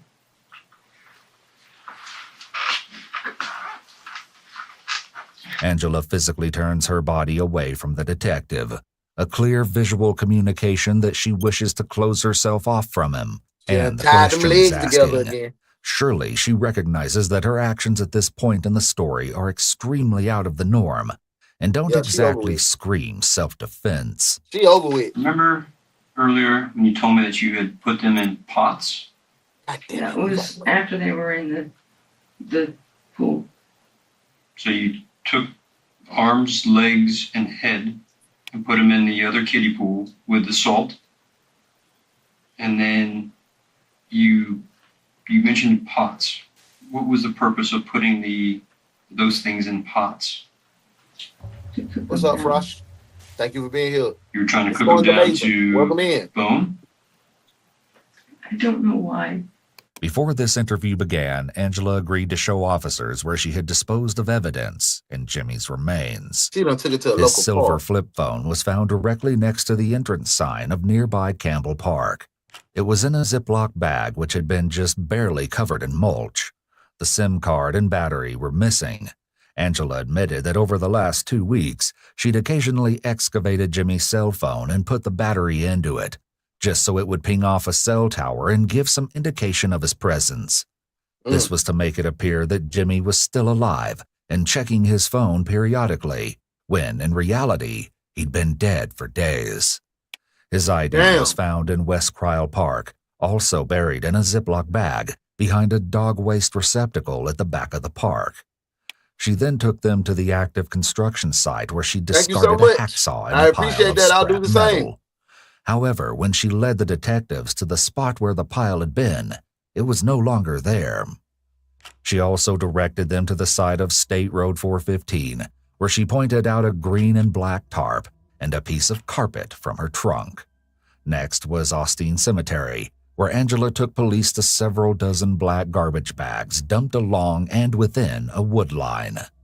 Detectives noted that a number of the bags looked newer than others, particularly the bags with the red drawstrings. When they opened these bags, they discovered all manner of horrible contents. Inside were human remains and bones, a blanket wrapped inside of which was a box cutter, articles of men's clothing, empty bags of pool salt, and an empty bag of ice, among other things.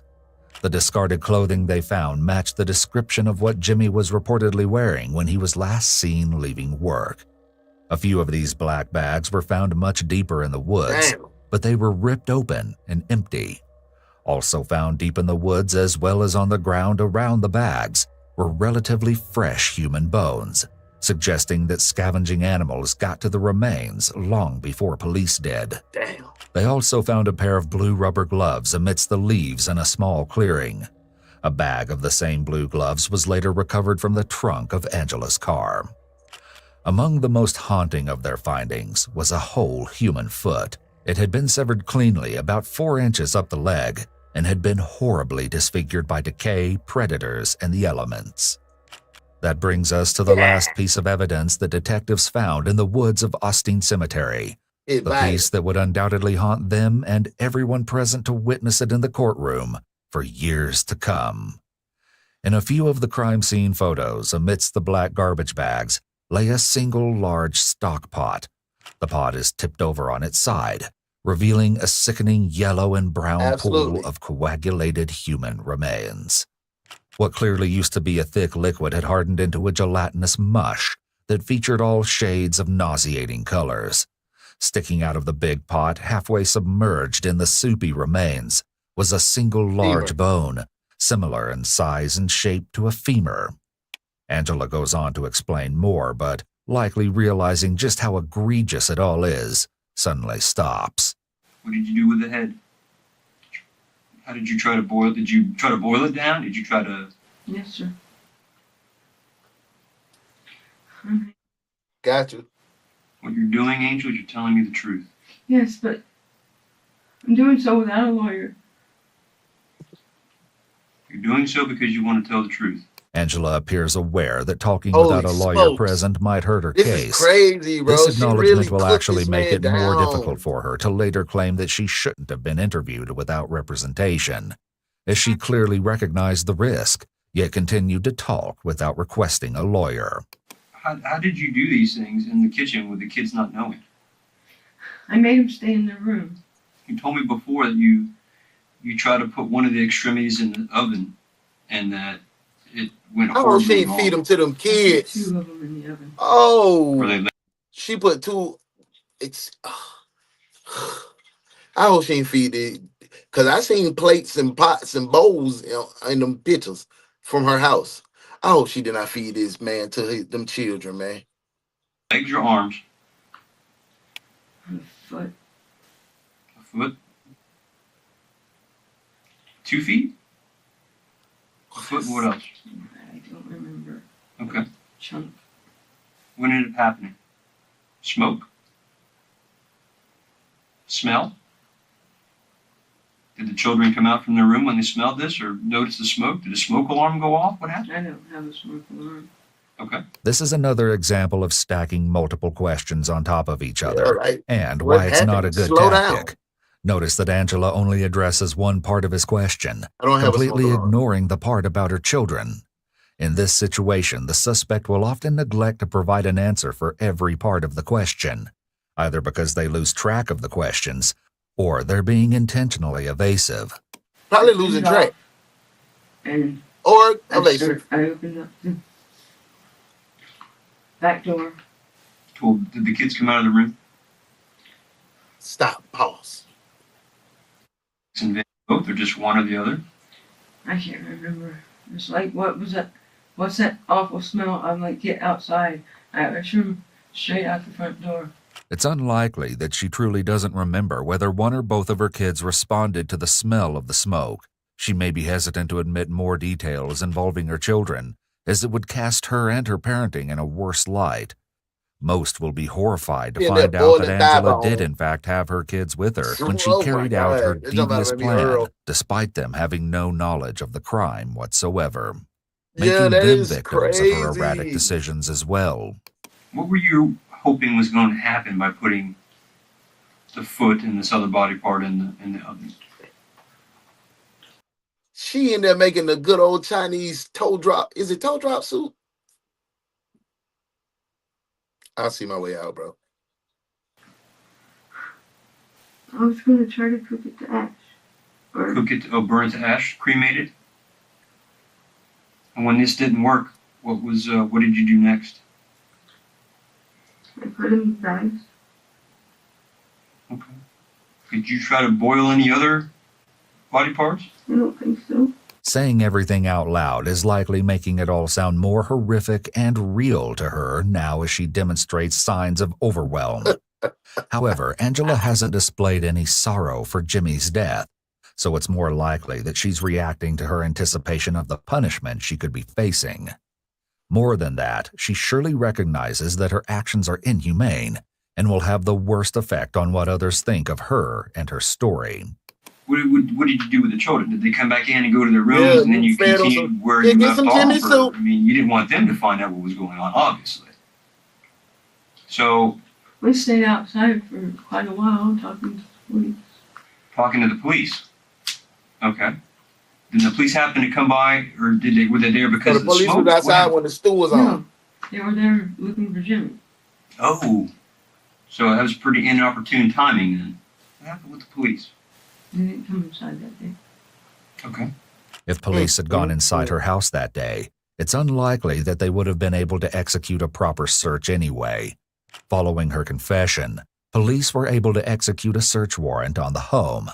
After animal control removed an aggressive dog from the residence, Well, that's a beautiful dog. officers stepped inside and were met with a jaw-dropping sight. Peeling walls, dirty and broken appliances, animal feces, stained clothes, and discarded papers covered nearly all areas of the residence. What The home fudge? reportedly smelled rancid and looked as if it hadn't been cleaned in years, which made it extremely difficult and hazardous to search through. Oh my God. Inside the garage, however, police recovered paper towels with reddish-brown stains on them. Just outside, on the ground, was a 2-inch dull red stain that appeared to be blood. There was something else potentially was living in troubling there, about V. Angela's house. The kids Officers was in there. photographed an upside-down devil worshiping pentagram shit. that had been scrawled on one of the front windows. The adjacent window pane brandished a drawing of the all-seeing eye, generally depicted as an eye inside of a triangle. Also graffitied across the outer garage door were crosses accompanied by Jimmy's initials and the acronym RIP, a cruel and ironic grave marker. It wouldn't be long before the world would know the atrocities that took place inside Angela's discombobulated home. Now, what did you do with the remains? It's crazy, bro. Put the bags on the side of my garage. Y'all see me wrapping this thing on up, Doc. This been a crazy case for today. Garage. And I loaded him up. I was in such shock. I don't remember. To get ready What to did eat it these take you overnight loading oats into the car? with the honey and peanut butter. Gonna be I delicious. told him I hit a deer. You mentioned something to me before about a wheelbarrow. How does that come into play? Put stuff in there. Before it was in bags? Hey! So you took things from the kiddie pool with salt and put it in the wheelbarrow. I got you. I asked for a lawyer like a long time ago. Oh. I know you did. And I asked you if you understood your rights, and you said that you wished to speak with me without the attorney. Do you still wish to talk to me? I want to continue to talk to you. But do you want to continue to talk to me without a lawyer? Yes or no? Now, don't Wisely, the investigator pauses the interrogation to establish whether or not Angela is making a request for legal counsel. Yeah. Seeking clarification is Man, drop them generally the 50s best in there, man. approach Drop in them an 50s in there, man. We interrogation, deep in here, man. even We though like current 18 federal deep, man. case law doesn't Drop them mandate 50s. police to do 50s this. everywhere. Let's go. When dealing in matters this fragile, it's always Still got better like 10 safe minutes left, than folks. sorry. 10 strong minutes. Cooperated completely. Thank you, Modesty. Thank you, V. Mm-hmm. You have. Nobody says that you haven't. What am I being charged with? Not being charged with Murder. anything at this point. I'm just trying to Murder. understand the story. What am I Come going on, to be Angela. charged with? That's a goofy question, Well, baby. that I can't tell you because I don't know. I don't know the rest of the story. Such a change of heart at this point seems rather abrupt. She seems unwilling to continue the interview, which is odd seeing as she's practically reached the end of the Everything. story and already admitted to all criminal culpability. It's Her Debbie. slouched posture and positioning of her face and her hand are nonverbal indicators that typically communicate shame or protecting oneself due to fear. I'd like to continue the conversation. You know I haven't slept for like so long. Uh-huh. I bet. Keep I bet. sleep deprivation can cause all sorts of things. So, yeah, you should stop. But I haven't deprived you of sleep. I've fed you. I've given you breaks when you wanted Thank you, breaks. Buster. May I have a cigarette now? Are you what? May I have a cigarette now? Would you like to take a break and have a cigarette? Yes, sir. Okay.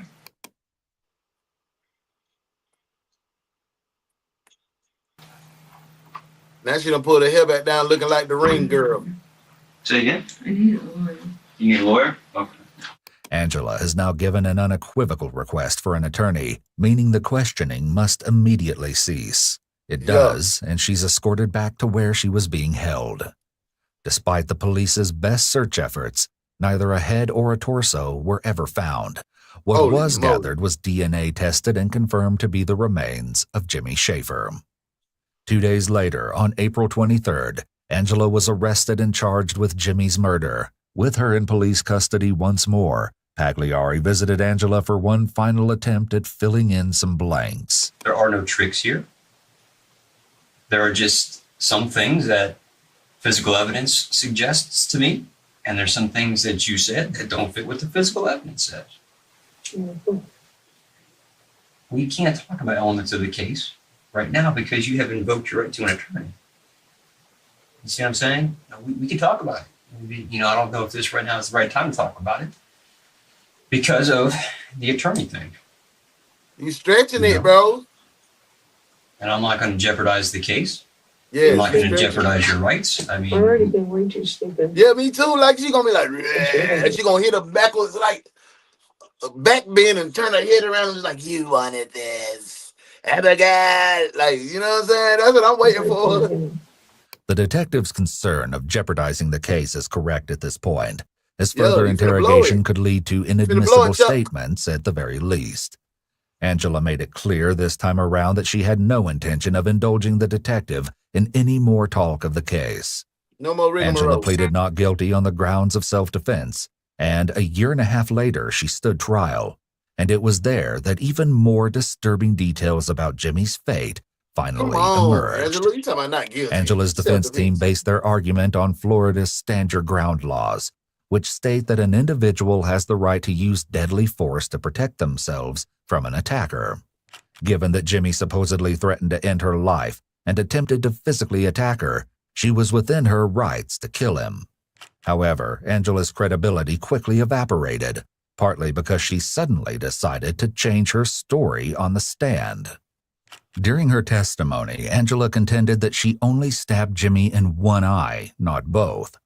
She claimed that the ice pick was still in his right eye when she got home, and that she didn't remember stabbing him a second time in the left eye. However, in the confession footage, which was also shown to the jury, Angela is the one that discloses to the detective, unprovoked, that she stabbed Jimmy in the other eye, and confirms that she did it after she strangled him in order to make sure he was dead. Things only worsened for Angela when the prosecution presented a more believable theory. They suggested that Angela was furious with Jimmy for his poor money management skills and how he constantly took advantage of her. They even insinuated that because of how she covered her tracks, the murder could have been motivated purely by greed. The desire to have Jimmy's Social Security checks all to herself. Police were able to secure surveillance camera footage from Walmart where Angela was seen shopping with her 17-year-old son and 14-year-old daughter around 3 a.m. on April 4th. She purchased spray bottles, OxyClean, hacksaw blades, and 2 40-pound bags of pool salt. The following day, she was caught on film at Walmart again with her daughter, buying concrete cleaning solution and ammonia. The most incriminating of all, though, was that the plastic wrap and the blue gloves were purchased from Walmart just a few hours before the murder, while the ice pick was purchased sometime before that. During one of these trips to Walmart, Angela had Jimmy's phone and was texting her own phone as well as Jimmy's concerned family members, staging the text messages that Angela would later show police. So, what actually happened the night Jimmy died? The prosecution proposed this theory. Angela, along with her 2 kids, picked Jimmy up from work at 3 a.m. on April 3rd. It's possible that Angela's 17-year-old son's voice is the masculine voice that the mechanic heard beckoning Jimmy to the car. Angela drove Jimmy to her house, where they shared a few drinks, as they occasionally did. What Jimmy didn't know was that Angela had spiked his drink with copious amounts of Flexeril, a muscle relaxant. The drug belonged to her sick father, so she knew that the side effects of Flexeril included drowsiness and dizziness. They finished up their drinks and she helped Jimmy into the car. She then drove him to Austin Cemetery and parked in a concealed area next to a tree. By the time they got there, Jimmy was incapacitated from the Flexeril. Did I call this way, Angela was able to easily stab him and strangle him to death. This sequence of events was corroborated by Angela's daughter, who was 14 years old at the time of the murder. Angela had actually confided in her own child that she drugged and murdered their neighbor after they'd picked him up from work that night. Given that proof of premeditation was now present, Her charge was bumped up to first-degree murder, in addition to 1 count of tampering with evidence and 1 count of mutilating a dead body. That's a life sentence itself. It definitely didn't help her case when investigators located a folder on her computer titled Yummy Gore that consisted of images of mutilated bodies and body parts. Also, quite damning and not to mention stomach-turning was Angela's court testimony that in order to fit Jimmy's head in the pot for boiling, she had to remove the ice pick from his eye. Not surprisingly, her stand-your-ground argument was rejected by the judge. Angela's goose was, for all intents and purposes, man, don't you cooked. say it. This On narrator. December 5th, 2014, Angela Stolt was found guilty of all charges. But there was still one question remaining. Why did she cook him? The only explanation Angela gave for why she cooked Jimmy was that her history of paranoid and delusional thinking led her to believe that she'd be taken away from her kids if anyone found out. So the evidence of her crime had to be dissolved.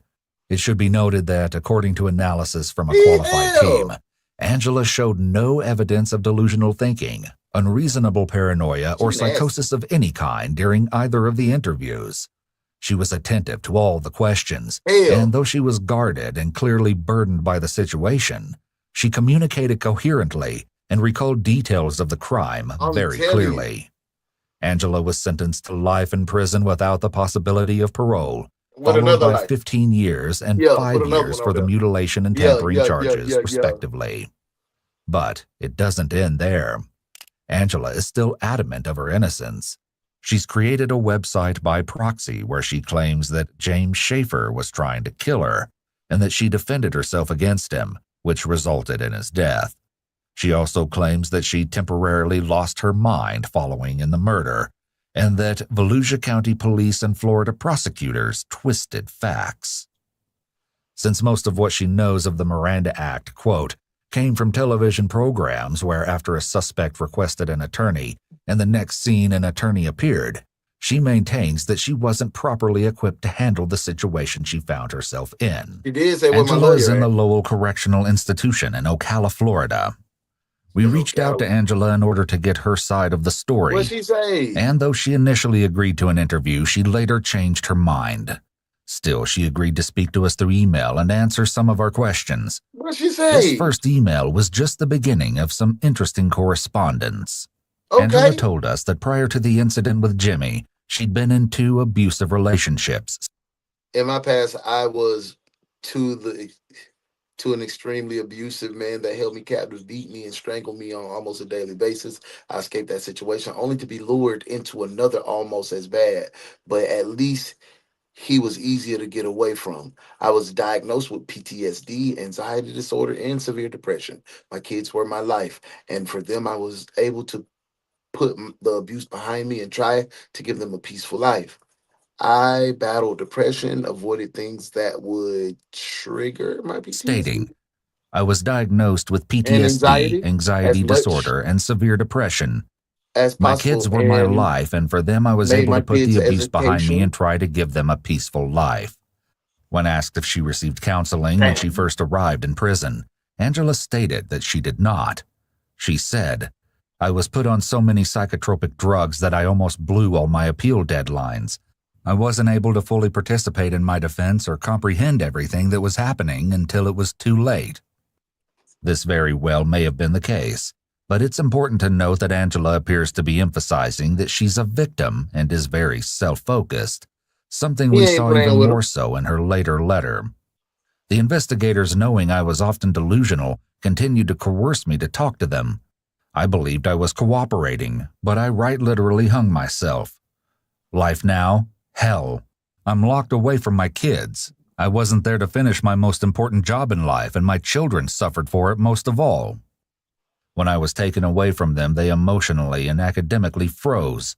For years, they still haven't completely healed. I bet they... Following this email, Angela agreed to write myself. Life. I gotta read this, y'all. I'm nosy. I am nosy. Life is hell. I'm not away from my kids. I was not there to finish my most important job in life, and my children suffered for it most of all. When I was taken away from them, this is where talking for me becomes impossible. It is entirely too painful to remain coherent when I'm discussing the impact this has had on my children. When I was taken away from my children, they emotionally and academically froze for years. They still haven't completely healed. I said that at the time they were home schooling and were well advanced. They had ambitions and dreams. Now, hell.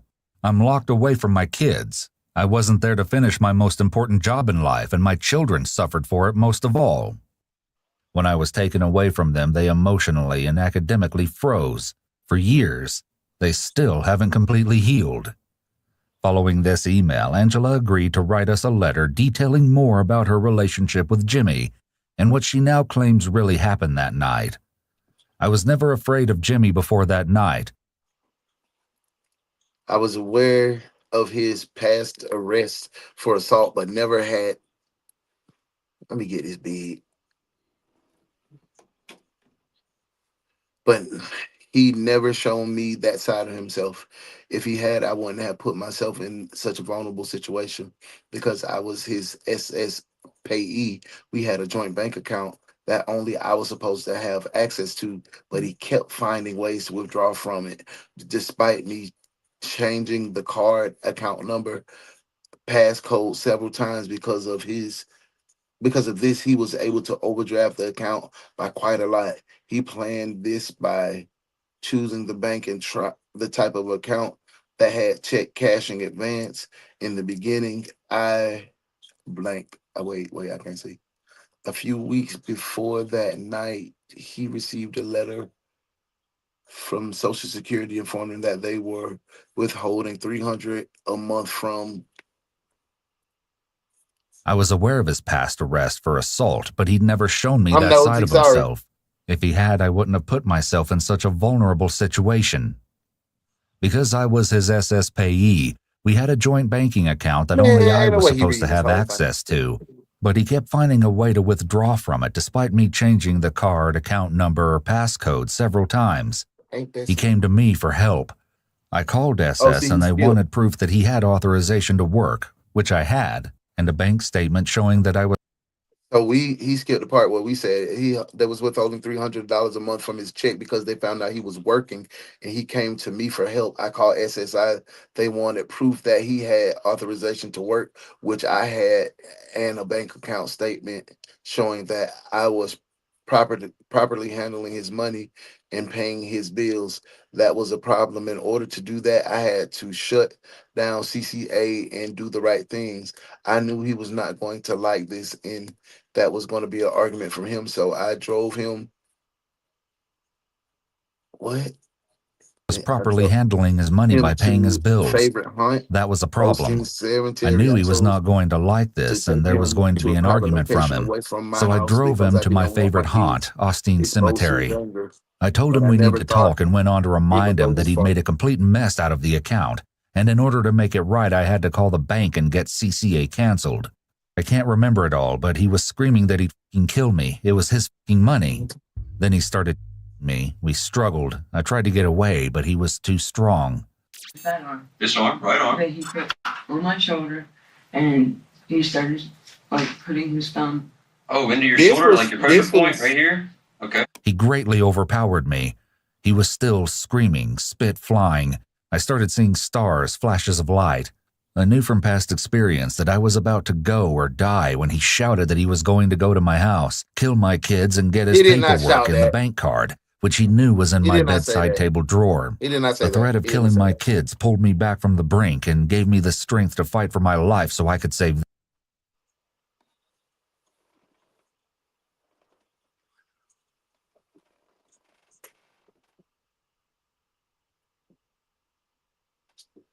I hate to laugh at her, but she pretending like she the victim. Man, do you know how many people have been murdered that got kids and go hard for their kids? Do you know that? They would have pulled themselves back from the brink as well, thinking about their kids, girl. Shut yourself up. Theirs.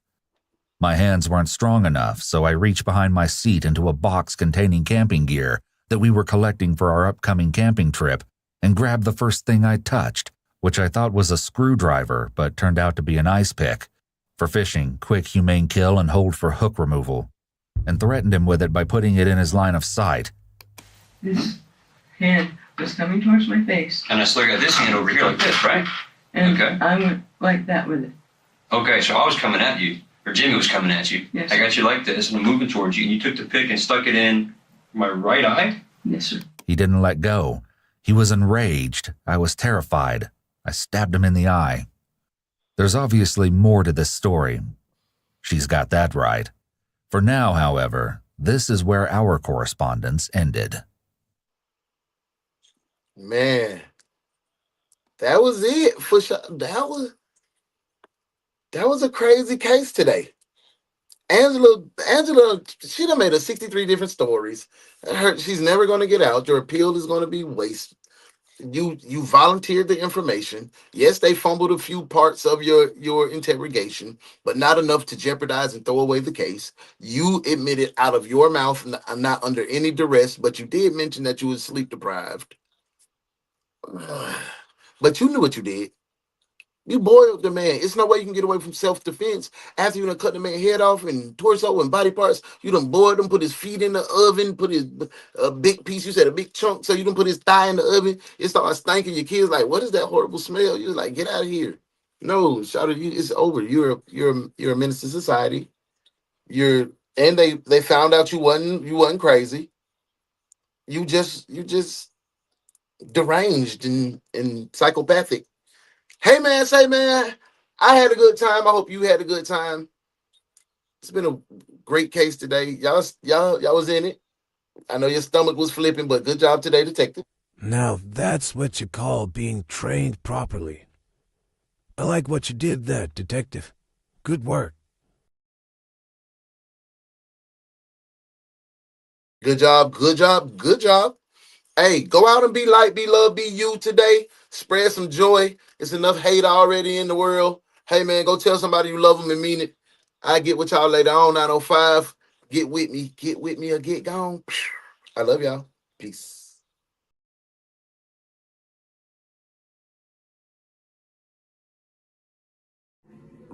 Good work today, detectives. Now y'all make sure y'all go spread light and love. And we'll see you again at 9:05 a.m. for another case from your favorite true crime reaction show with your favorite host, the Morning Krewe with UnoDaOne. This has been the One's Detective Agency.